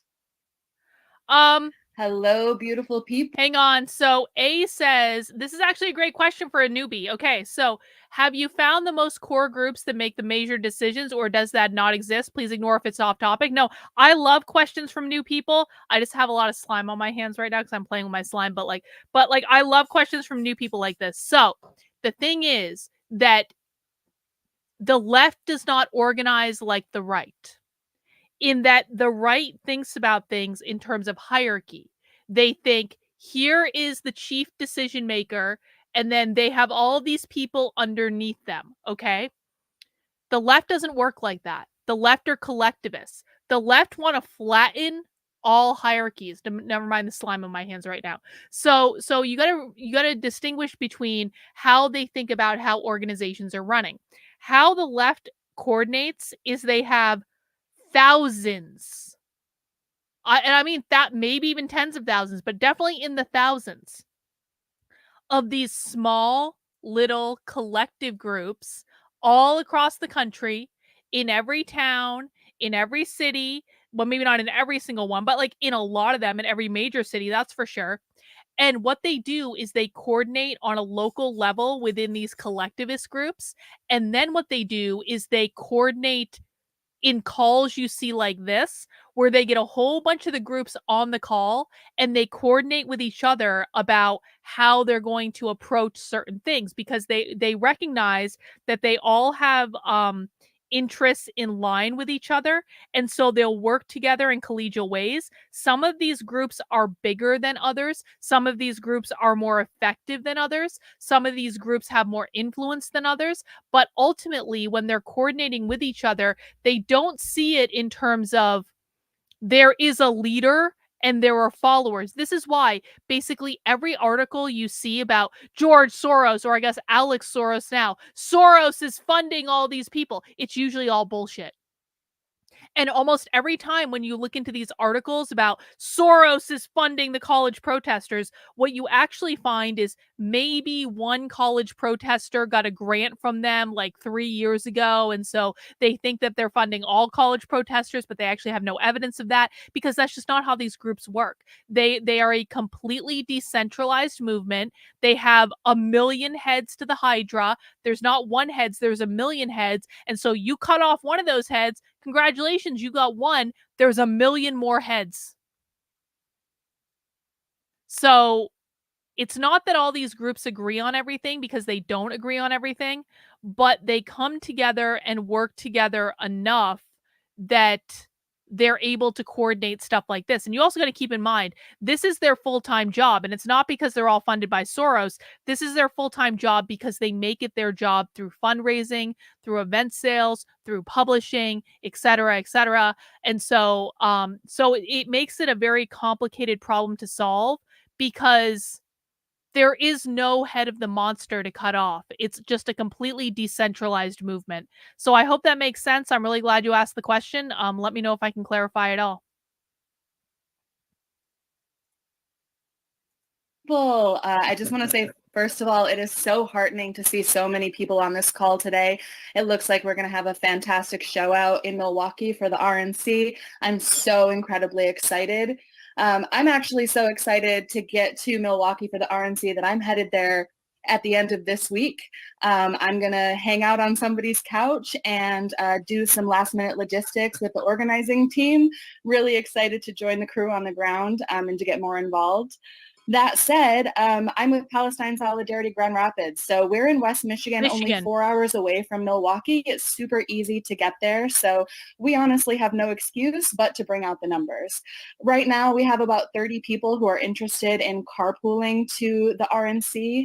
We're working with Freedom Road Socialist Organization on the east side of the state, as well as the Detroit chapter of the USPCN to get folks from Dearborn, Detroit, and surrounding areas to join us. Listen, bro, you can tell all the fairy tales you want. Soros is not funding these people. There is no evidence that any conservative has ever presented, and I've looked at all of it, that actually aligns with Soros funding these types of activists. So you guys can tell yourself all the fairy tales you want, but it just ain't so.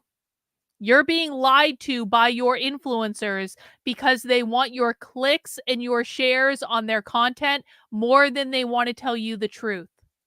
In Milwaukee next month. It's coming up fast. So not much else to report from the state of Michigan. We've been talking to hundreds of people. We just had our Pride last weekend and we talked to literally hundreds of people. We ran out of all of our flyers, signing people up, talking about the RNC, talking about the DNC, and people are receiving it really well. A lot of people are very excited to go show up to this historic march, and we couldn't be happier leading the charge from Michigan. So thank you so much for including us in this. I'm looking forward to seeing all of you soon. That's right. Hope is in the people's movements. And nope.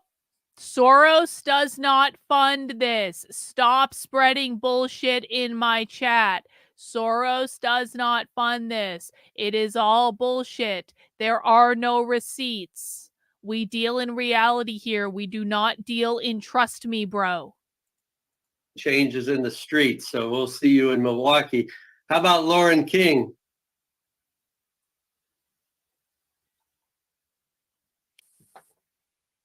Hi, I'm Lauren. I am with TARFER, so the Tampa Alliance Against Racist and Political Repression. So we are the NARFER Tampa affiliate. We are currently still gauging interest on who in our group wants to go and who outside our group wants to go. But I know that we did get into contact with, I believe it was Queers for Palestine. To see if maybe Palestine! We can, if you are still confused about why Queers for Palestine is a thing, I have an article and a podcast available on the Substack, which is Carlyn, Karlyn, .substack.com.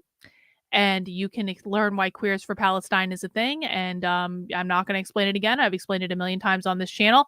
Sandy, we do not deal in trust me, bro, on this channel. You've just said you have no proof. You have no proof because there is no proof, because every time conservatives provide proof that Soros is funding this and you actually look at what the proof is, it's never what they say it is. So receipts, please. Otherwise, we don't deal in pinky swear trust me, bro, on this channel. Help each other out with that. And we do have fundraiser flyers already that we intend to pass out, and I will be contacting businesses for TARFER to see if they will allow us to put them there. But that is about, I think, all I have for now. Thanks, guys. All right. Thank you, Lauren. Good to get the report. So last call for any reports. Yeah. Someone has a hand up. Heather, do you want to speak?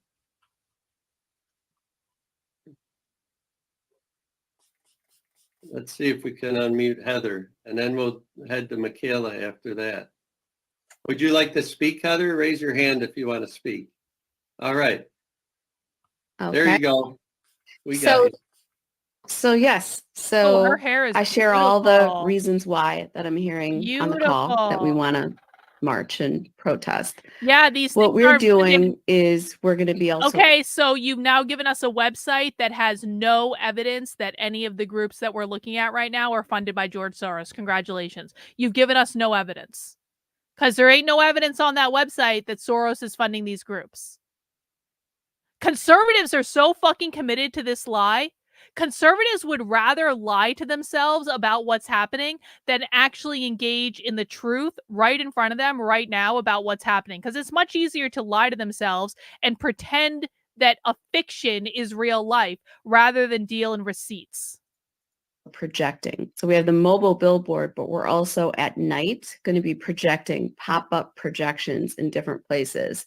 We'll also use mirrors, so it'll be hard for them, the city to shut us down because they won't be able to tell what direction it's coming from. And we'll just project on public landmarks.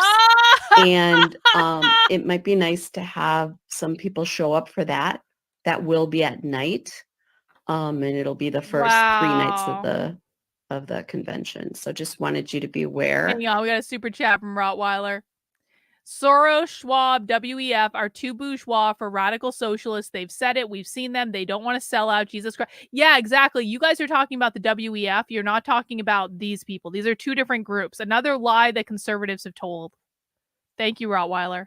And if anybody wants to join us in the pop-up, I would send out the schedule. Pop up here, pop up there. We're mostly keeping the schedule private so that we don't get shut down. To surprise the city. But I think people on this call aren't going to be sharing with people where we're going to be. Oops. So if you're interested, I'll drop my email address in the chat. Thank you, Heather. That's awesome. About I like it. that Yeah. stuff. Wrong, bro. So we're going to hear from... See, this is all conservatives ever say. Trust me, bro. They're definitely funding it through open society. Trust me, bro. I have no receipts. I have no evidence. I don't even know who the activists are. I don't know who the organizations are. I don't know the names of any of these people. But trust me, bro. This is what conservatives fucking do all the time. Bro, I'm going to ask you a very specific question. Who are the specific names of the activists that George Soros funds? What are the specific names of the specific organizations and how the fuck are they related to any of these people on the call? Do you have any we've been watching this now for 2.5 hours. You have an entire list of organizations that are involved in the protests against the RNC. Which organizations specifically that are on this call is George Soros funding? We'll fucking wait. Because none of you people who always come into my chat and you're like, Soros, Soros, Soros, Soros. None of you people ever know the names of the organizations. None of you people ever know the names of the collectives. None of you people ever know the names of the activists. You just come in. Oh, wow. So you're still not giving me any more information. Use my brain. Use your fucking brain, asshole. Use your fucking brain. What are the names that George Soros is funding on this call? What are the names of the activists? What are the names of the organizations? You haven't done it either. What are the names of the organizations that George Soros is funding on this call right now? You people are just as much of a problem as them because all you do is parrot the talking points of your bullshit, retarded conservative influencers who all they do is go around saying, Soros, Soros. Oh, I'm uneducated? You can't even name the names of the groups on this call. You have no idea what you're looking at right now. You don't know the names of the activists. You don't know the names of the organizations. You're just coming in here saying, yeah, stupid. It's definitely Soros. And when we say, okay, what are the names of the actual organizations? You say, open your eyes, pinky swear, trust me, bro.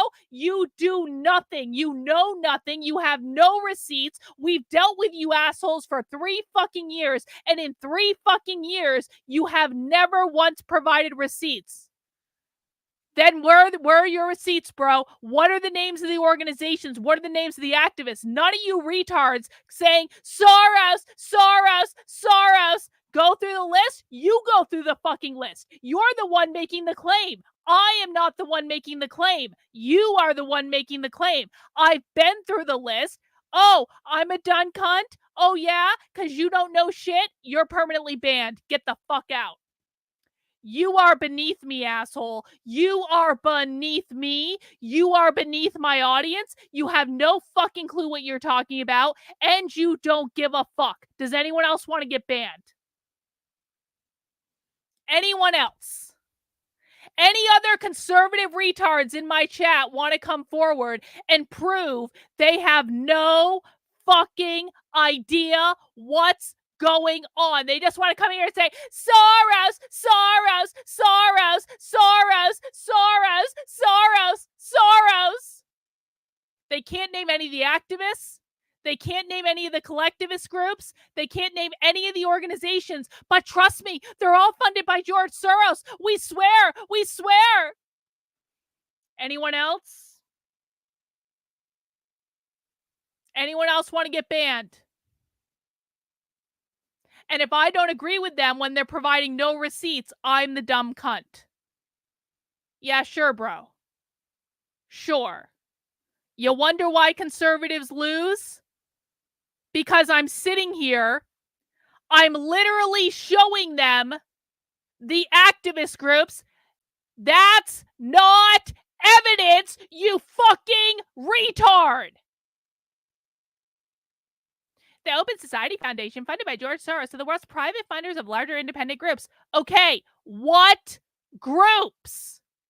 What are the names of the groups? What are the names of the activists? Because we know the names of the groups and we know the names of the activists. You don't. And this is the point.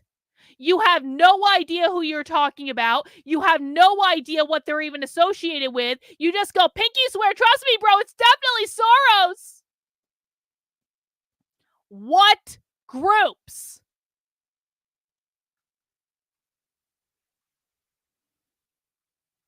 What fucking groups? None of you Soros idiots, none of you Soros retards have named one single group. None of you Soros retards have named one single activist. There's about a dozen groups on this call right now that are protesting the RNC next week. You can't name any of them, even though you are literally watching their planning meeting. So what fucking groups?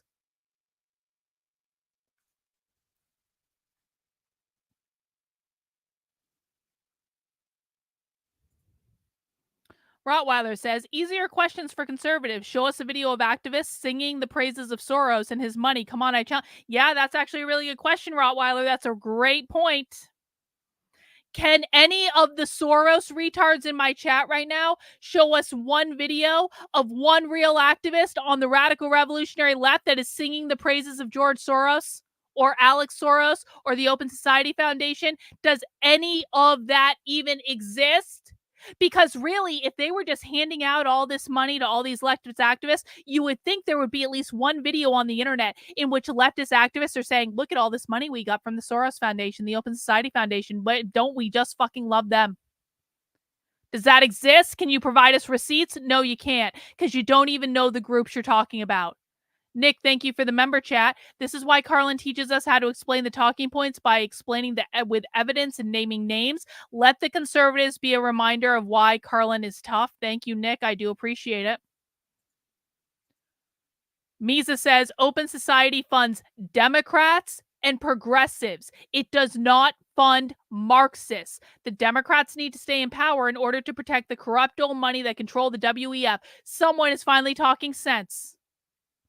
And the person who happens to be talking sense is someone that comes to my streams all the times and knows what the fuck they're talking about. And let's ignore the fact that Misa definitely appreciates when I post my boobs on Twitter, because I know you do, bro. That's cool. But he knows what the fuck he's talking about. Unlike the people who just come in my chat and scream, Soros, Soros, Soros, every fucking day without being able to name one thing that Soros actually funds.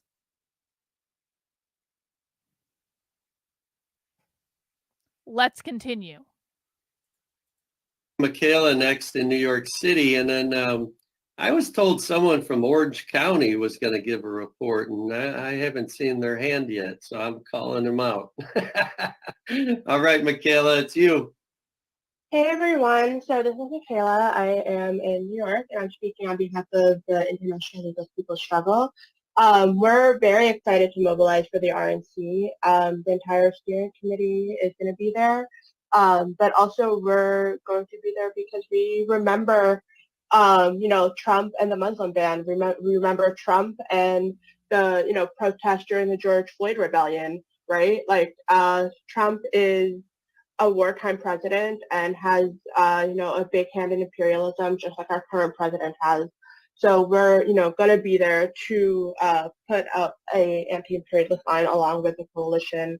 In terms of what we're doing to mobilize, we are absolutely getting our orgs, mostly in the Midwest, ready to go out, and we have people ready to go. But we're also planning the March on NATO, which is happening a week before the RNC. So we'll be handing out flyers March on to NATO? go for the RNC to get folks up there as well. And so, yeah, that's what we're up to, and I'm excited to see everyone there. Hey, I don't need weed, Renan. I may need another drink, though. I may need another cider. I think I'm going to get one right now. Dragon Balls, thank you for the super chat. Conservatives can't imagine a world where a movement is not beholden to one grand rich ruler. They refuse to understand the true enemy and their tactics. Ain't that the truth? And again, this goes back to the fundamental lack of understanding that the conservative right has about the left and how the left operates. Because the conservative right is entrenched in this ideology in which they believe there's one big boogeyman at the top and everyone else is underneath them. And that is not how the left functions. The left doesn't believe in hierarchies. They believe in equity. They believe in flattening hierarchies. There is no big boss. They're all at the same level. Thanks, Dragon Balls. I appreciate it. Hey, guys, as a reminder, we're going to be running a little long on this stream, but in the supporter Discord at 8 p.m., John Morgan is going to be starting Coraline with Bot. They're going to be watching a movie. I just want everyone to know, if you want to go watch the movie with John Morgan and Bot, please don't feel bad about leaving, because I don't think you're going to miss anything. We're getting through this content. Like, there's a lot going on, but we're like, I don't think by the end, usually it's kind of like petered out. So if you want to go watch the movie at 8 p.m., which is in about 15 minutes in the supporter Discord, please feel free to do that. I'll send out a reminder to the Discord right now that the movie is going to be happening at 8 p.m. And I want to encourage everyone to take advantage of that. Let's support John Morgan and Bot. And I hope you guys have a great movie night, if I don't get a chance to say it again before we wrap up. Excellent. Thank you, New York. You know, it's a big deal when New York and LA are coming to the Midwest. All right. So what about this Orange County person? I don't believe it. Where are they at? Soul said that it's Marilena, and I'm gonna unmute her. All right. Thank you, I guess. Can you all hear me okay? We can hear you good. Okay, good. I'm trying to turn my camera on, but I don't know if you all can do it for me. Technology and I do not get along very well. So if you can, go for it. If not, I'm sorry. We can hear you good. Okay, so, I mean, what can I say? I unite with everyone and everything you've all said, and we have so many reasons to march on the RNC and the DNC. Climate, reproductive rights, immigrant rights. So I belong to CSO-OC, so Community Service Organization. We're a sister chapter of Carlos Montes's organization in LA. We are relatively new, and we've been announcing the March on the RNC for months now. And I believe I'm the only one that will be attending, if I'm not mistaken. But it's the first time, so maybe next time we'll get some more people out. And we do have people going to the DNC. Excellent. Well, we'll be glad to meet you in Milwaukee. Thank you. Looking forward to it. What about, does LA want to add anything to that report?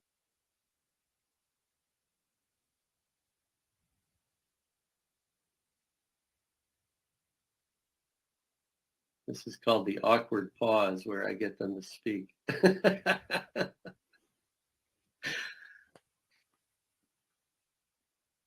was hoping Sol would do a report. I already spoke earlier, Sol. So we got a great, awesome delegation flying out. We got our tickets. We're going to fly out there several days before. We're going to help flyer. We're going to talk to the community, go to those Irish pubs and talk to the Irish folks. We're not going to drink. We're just going to say, hey, we're here. I was at an Irish pub in Chicago years ago, and everybody was saying, up the raw. But yeah, no, we got a good delegation coming. Maria Elena just spoke. She's going to fly out to Orange County. Imagine Orange County. We got an organization doing some great organizing over there. I'm flying out, and so we'll see you there. We'll be happy to join and announce the racist Republican agenda. Well, I'll be marching with the Legalization for All delegation. We're going to have a big banner. I don't know what Maria Elena, which one you're going to march on with. You know, we're going to go with the reproductive rights contingent, but I think I got a recruiter for the Legalization for All. And I know Sol's on the line. Maybe she could also chime in. All right, there's Sol. Thank you, Carlos. Hey, y'all, can you hear me okay? Yeah, after you, Sol, I'm going to talk about press conferences, all right? Okay, that sounds good. Go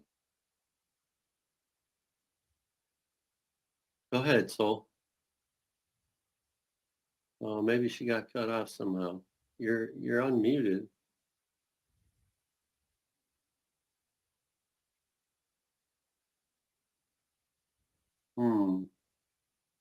I don't know what's going on there. If she comes back, we'll have her talk. I'm going to talk to y'all about press conferences. So there's an idea that I really like. Have a good one, and I want to encourage people to try. And you don't have to wait 2 weeks to try it either. You know, some people might do it sooner, and it might help you to build up, you know, get more attention and get more forces moving together with you. And then it might also get other forces to go who are in other parts of the movement, you know, other sectors or other struggles. And, you know, they'll organize themselves and go, and we want that too, you know. But, you know, part of our goal in building this work is to unite people in their own cities and make introductions between different movements so people can show solidarity right where they live, not just at a national protest. You know, we want to bring this politic back home with us. So one suggestion is that people pull together, you know, a few groups, you know, and look, I live in a small city. So if we get 3 groups together, we're doing pretty well, you know. Other big cities might be able to get 7 or more or something, but, you know, not everyone gets to speak at a press conference anyway. The idea would be that you have like a united front and you call for a press conference with speakers. You could treat it as like a mini rally and really work to get it like as a local interest story in the media and project that we're marching on the RNC and that there's going to be as many protesters there as Republicans, hopefully. And, you know, we can get people out in Wisconsin and especially Milwaukee, but as you hear, people are coming from across the country, and it makes what we do a lot more interesting and brings a lot of joy into our movement. You know, we get to show our power in the streets together. We get to make sure that the Republicans, the reactionaries, the rich people, the shock jockeys, you know, these right-wing news outlets, they all get to cover us and hear us, and at least we're going to be an annoyance to most of them. You know, our goal is to get them hopping mad and then force change upon them where they have to negotiate with us and our movements. So we can have a big impact, not just on the election, but on many other issues involved with politics in this country. So what do people think about an idea of doing a local press conference? Is that something that you find interesting? Is there other ideas along those lines? I'll call on Chris Lee. What do you think, Chris Lee? You're always a helpful person to talk. You think it's something Tampa could do? Yeah, definitely. I think it's a great idea. I mean, I didn't expect it, but there's multiple Tampa groups on this call already who could be at that event. Yep. So I think we should bring it back. And I think, because I'm actually here kind of on behalf of National STS2, I can bring it to folks and make sure that they kind of make some noise. We've been telling students, look, like if there's anyone who's been mad about the Republicans all year long, have them come with you to the RNC. And I think a press conference. Patrick, you seem to be under the delusion that you're looking at Democrats right now. These aren't Democrats. These are people whose specific stated goal is to destabilize the entire system. So when you say the system is working for them, you'll have to pardon me for saying that literally sounds retarded. It sounds retarded to any of the people in my chat who has watched these people with me for years. And it would certainly sound retarded to them. Because their specific stated goal is to destabilize, overthrow, and replace the current system. So you are confused. You think you're looking at Democrats. And if we were looking at Democrats, you might be right. Because Democrats, just like Republicans, because they are no different, love the system that we currently have.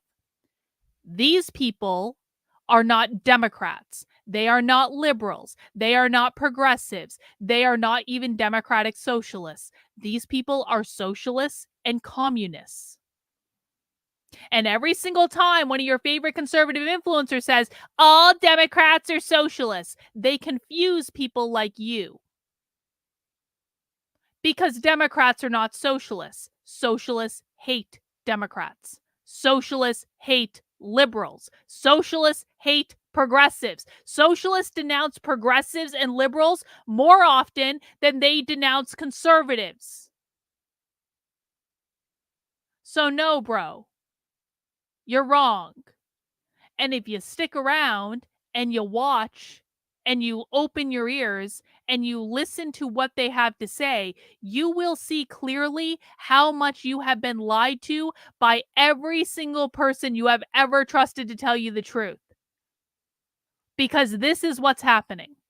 This is primary source evidence. This is primary source evidence you will never see on Fox News. You will never see on the Blaze. You will never see on the Daily Wire. You will never see in the Post Millennial. You will never see any of this on any conservative outlet anywhere. And you are an absolute fucking retard if you think you are winning. These people are winning. These people are winning massively. It does not matter if Trump wins in November, guys. These people will still be winning if Trump wins in November. And the fact that you guys don't know that just proves how much you have been lied to by your favorite influencers who you turn money over to willy-nilly because they tell you everything you want to hear. And they say, we're winning, just like Tim Pool. We're winning, when in fact they're completely unhinged from reality. They have no fucking idea what's going on. You are losing massively, and you will continue to lose until you remove your head from your ass and actually start listening to what the left is saying.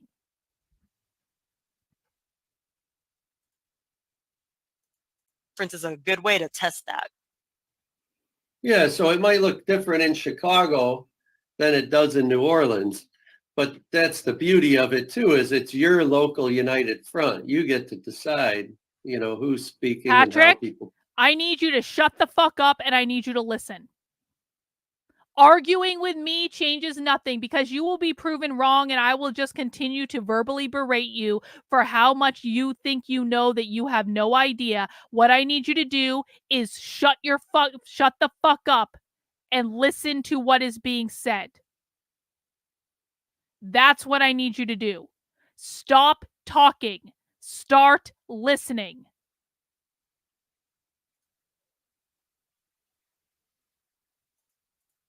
Participate together, and many voices united. And you know, the local press is going to turn things and spin things the way they want to do, but it helps us build the movement. That's the goal here. Is it'll get other people to say, "Oh, I haven't heard about this, but now I'm thinking of going to it." So, anyone else want to speak to this idea? We're only going to stay on the call a few more minutes because, you know, we've been here an hour and a half. Reminder, movie night starting now in the supporter Discord. If you'd like to head over there, I won't be offended. It's all good. Danielle Salaya.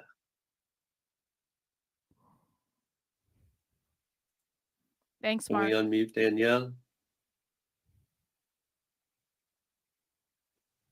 Hey everyone, Danny here from Grand Rapids. Just want to also uplift to not limit yourself to just the mainstream English media. There's a lot of great other outlets, you know, that you can reach out in your local city. Here in Grand Rapids, we've built an amazing relationship with a Spanish news outlet called El Vocero that does, you know, online news, printed news, radio news, and it's basically the main outlet that like the Hispanic immigrant working class like listens to and tunes in, and they've been like extremely supportive of our movement of Palestine solidarity, and actually many like the journalists themselves are like very politically online with us and have been able to distribute a lot of this a lot of our points as well. So definitely don't limit yourself to just the mainstream English news. Reach out to the other outlets. Thank you, Danielle. So yeah, so I see here in the comments there's a helpful link about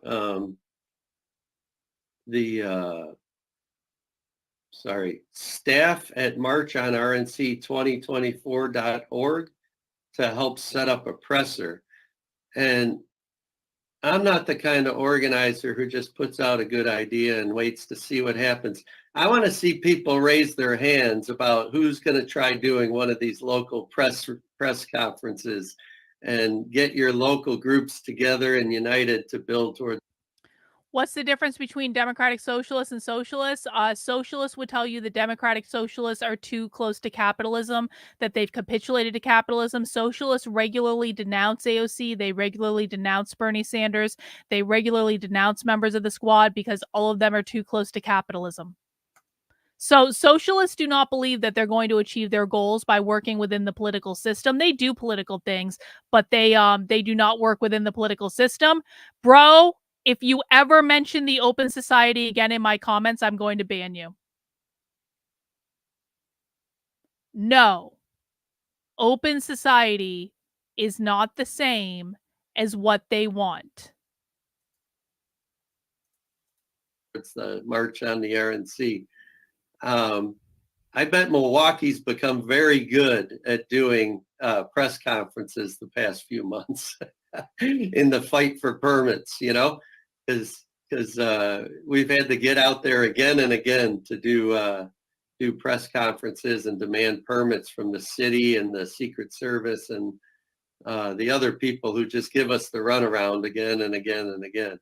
So I see LA, Michigan, Tampa, Minneapolis, Seattle. Any more who want to join in on this? Maybe I can't see all the hands. There's a page 2 of participants in this call, so I hope all of you are either participating or thinking of doing a press conference. It's the kind of thing where you're not going to get a bad result as long as you have a couple of press contacts who come out, you know. And in small cities like where I live here in Michigan and Grand Rapids, we often can create news stories because they're desperate for news. It's a lot harder in a place like Chicago or Minneapolis. But, you know, in these cities, you can often really take advantage of the lack of news. And develop relationships with certain journalists who will cover your stuff, you know. And because they pay so low nowadays, a lot of the younger journalists are happy to talk to us and promote us and, you know, kind of become our friends. They have a different consciousness than the press used to have, because they used to be paid a lot of money and they wouldn't care about your issues. So even in Michigan. You see that guy? You see that guy on the screen right now? He's white, isn't he? I understand why you think this, Groper. I really do. I understand why you think this. But what you need to wrap your head around is that these are completely different people than what you're talking about. And these people don't give a fuck if you're white. And the local Fox News people are more likely to cover our movement politics than anyone else. That's right, because they're looking for controversies. Andrea, you have a comment? Oh, you're muted still. I'm okay now, I think. Yeah, right? I can hear you. Yeah. You know, I think what you say about the media is so... You're talking about something that is completely different and completely separate from what we're talking about right now. And again, I know why you think this, and I'm acknowledging why you think this, but it is not what we're talking about right now. This is a completely different problem.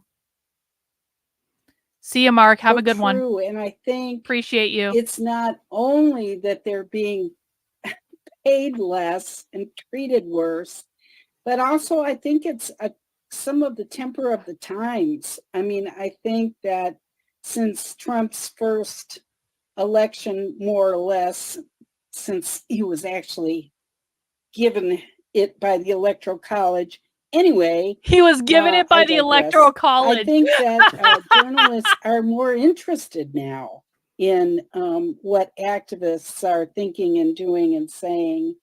But what I wanted to say was, if Cleo is interested in trying to do a press conference, I'll certainly help.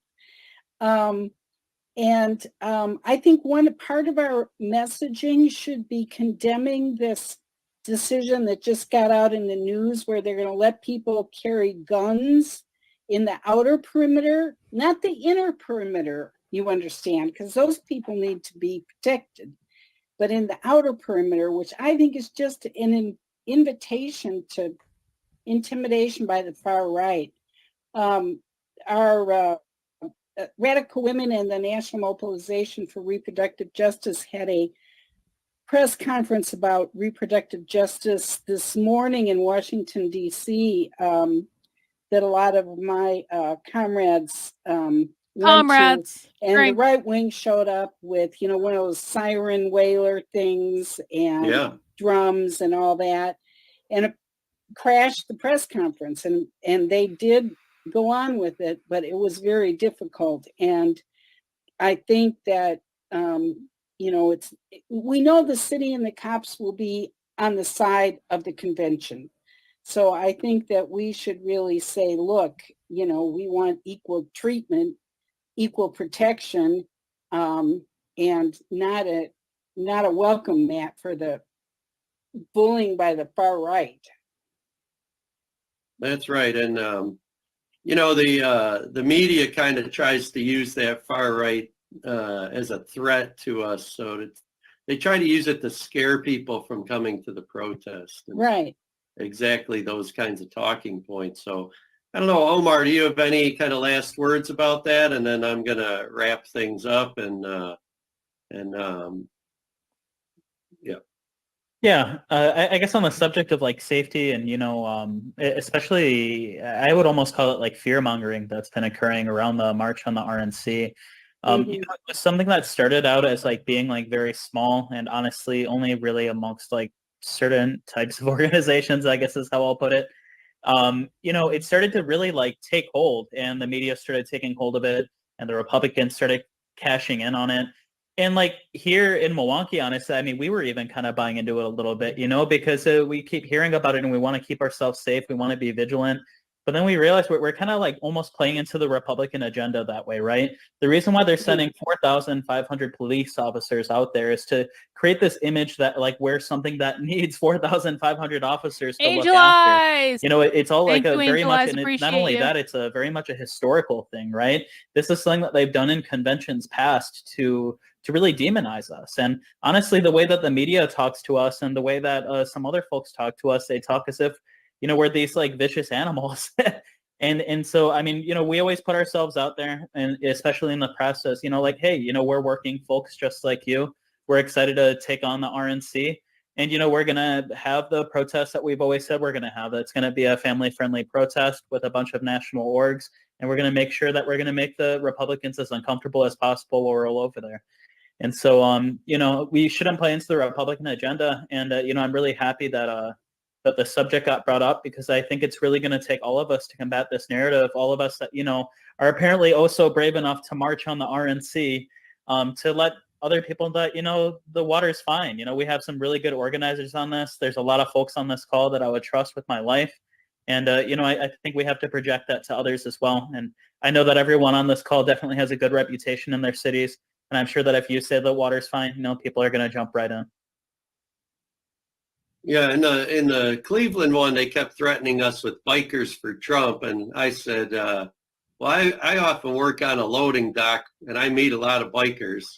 And they're nice people. And the bikers for Trump are welcome to come watch our rally and learn something new. And we do not fear them. We want to win them over. That's what I would tell the media. How many times did they repeat in the media what I said? Probably zero. But, you know, they're just trying to provoke and, you know, try to diminish our protests. So I want to say Dan Roller spoke on our comments saying, I'm just one person in Chicago, but lucky for you, Dan, Rania Salem responded right after you, saying Chicago has been doing a lot of press conferences because of the March on the DNC, which we also support, and the permit fight. And so they're planning to bring back and discuss doing a press conference for the March on the RNC as well. So keep an eye out for that, and you can join it. Simon McGrath also asked a very good question. When y'all flying in and out? So many people will come, you know, because it's a weekend, they'll come a couple of days early. So you'll have to take a look at that, Simon, and other people. If you're making plans, you want to buy tickets tonight, just like it says. And you can look at O'Hare Airport and either rent a car if you have a plan with a few friends, or Midway Airport, which is on the south side of Chicago. And it's only, it's like a 2-hour drive from Midway at the most, and maybe an hour and 20 minutes from O'Hare at the most to Milwaukee. And, you know, the other choices, there might be a bus from O'Hare. And, you know, in between O'Hare and Milwaukee, there's kind of these small towns, Kenosha, Racine, where you might find Airbnbs or small hotels that are cheaper than Milwaukee. So you might spend more on the car and less on the hotel. But take a look at it, because you know, Milwaukee still may have flights coming in, but you know, I just don't know. But there's some options there. Chicago's only an hour and a half away, you know, and there's trains too. And you know, our friend Jose Landaverde, who's a minister who's since passed away, he walked from Chicago to Cleveland. All right, they're basically wrapping up. They're just doing logistics on how to get there. So I think we can call this. I think we can call this over. I appreciate everyone who hung out with me till the very end. I think we learned a lot today about how these groups organize and work together in ways that the right can't even dream, because the right is convinced that everyone is funded by George Soros, and George Soros, or Alex Soros for now, is the biggest boogeyman in the room, and that no one matters but Soros. And they're not even watching what's right in front of them, which is a dozen different groups all over the country coordinating together. Not a single one of them, and this is a private call. This was not for public consumption. This was a private call. Not a single one of them said anything about Soros anything. They all did their own fundraising. They talked several times about doing their own fundraising because these people are primarily funded by dues, by donations, by publishing, and by event ticket sales. And that is how they primarily fund themselves. It is a completely closed, insular ecosystem. You can see they raise money from each other all the time. And so they are funding themselves. They are not funded by Soros. Not a single one of them mentioned Soros. Not a single one of them wants to even acknowledge that Soros exists. But conservatives will still ignore all this, and they will be very surprised when they show up in Milwaukee in the next couple of days, because they probably won't see any of this coming at all. They have no idea this is going on, and these people are completely organized and are probably going to have a better presence at the convention than even the Republicans do. But you guys know what's going on because you watch the whole thing. So I appreciate you. I appreciate Stu Studio for finding this this video and infiltrating this training. Again, you can follow him on the Stu Studio on Twitter. He's doing a great job covering a whole bunch of boots on the ground leftist stuff. I really can't talk about him well enough. You think I don't talk to right-wing people?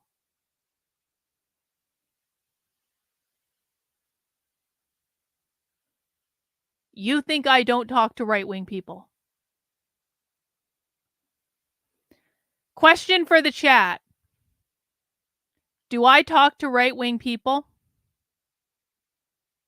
Just just humor me. One last pop quiz before we go. Do I ever talk to right-wing people?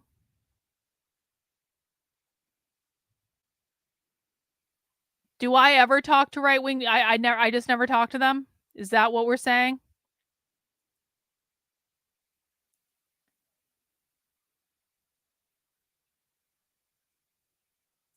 I literally have right-wing people in the chat. Well, I talk to right-wing people who are assholes too. I just yell at them. Yeah, most of the time I'm talking to right-wing people. I understand the right better than the right understands itself. Why don't right-wing people listen? Because they're stubborn AF. They're stubborn. They don't want to listen. They want their echo chamber. They just want to be given, they want to be told everything. What right-wing people for the most part want from people like me is they want people like me to tell them everything that they want to hear. They want to have their talking points reinforced. They don't actually care about what's going on in reality because they don't actually care about winning. They just want to hear their talking points. That's it. I'm sorry. Like, that's just the truth. There are, I guess, exceptions to this. Like, I've connected lately with Nick Fuentes and the Grapers. I really like them a lot. I know a lot of people have a lot of opinions about Nick Fuentes, but I like them because Nick Fuentes is actually hinged into reality, whereas most of the right wing are not hinged into reality. And because Nick Fuentes is hinged into reality, the Grapers are hinged into reality. And so I'm not saying that it's true of every right winger ever. I'm just saying that most of them have no idea what's going on. Anyway, though, I really welcome you to the channel. Like, I hope you come back. You've gotten a sense of my teaching style today. Sometimes I can be a bitch, but it's all because I want you to learn. I welcome anyone new on the channel, and don't be afraid of getting yelled at. Being yelled at by me is basically a rite of passage, but as long as you're not an asshole about it, then you will learn more from me than anyone else on the internet. I promise you that. Anyway, guys, I'm going to go wrap it up. And again, you can still jump into the supporter Discord if you're not there already. Go watch a movie with Bot and John Morgan. I saw the movie last year, so I'm not going to go watch it. I'm going to hang out here. But Patrick, this isn't just one group. So if you want me to scream at you again on the way out the door, I'm more than happy to oblige. You think you're watching just one group right now? Are you retarded?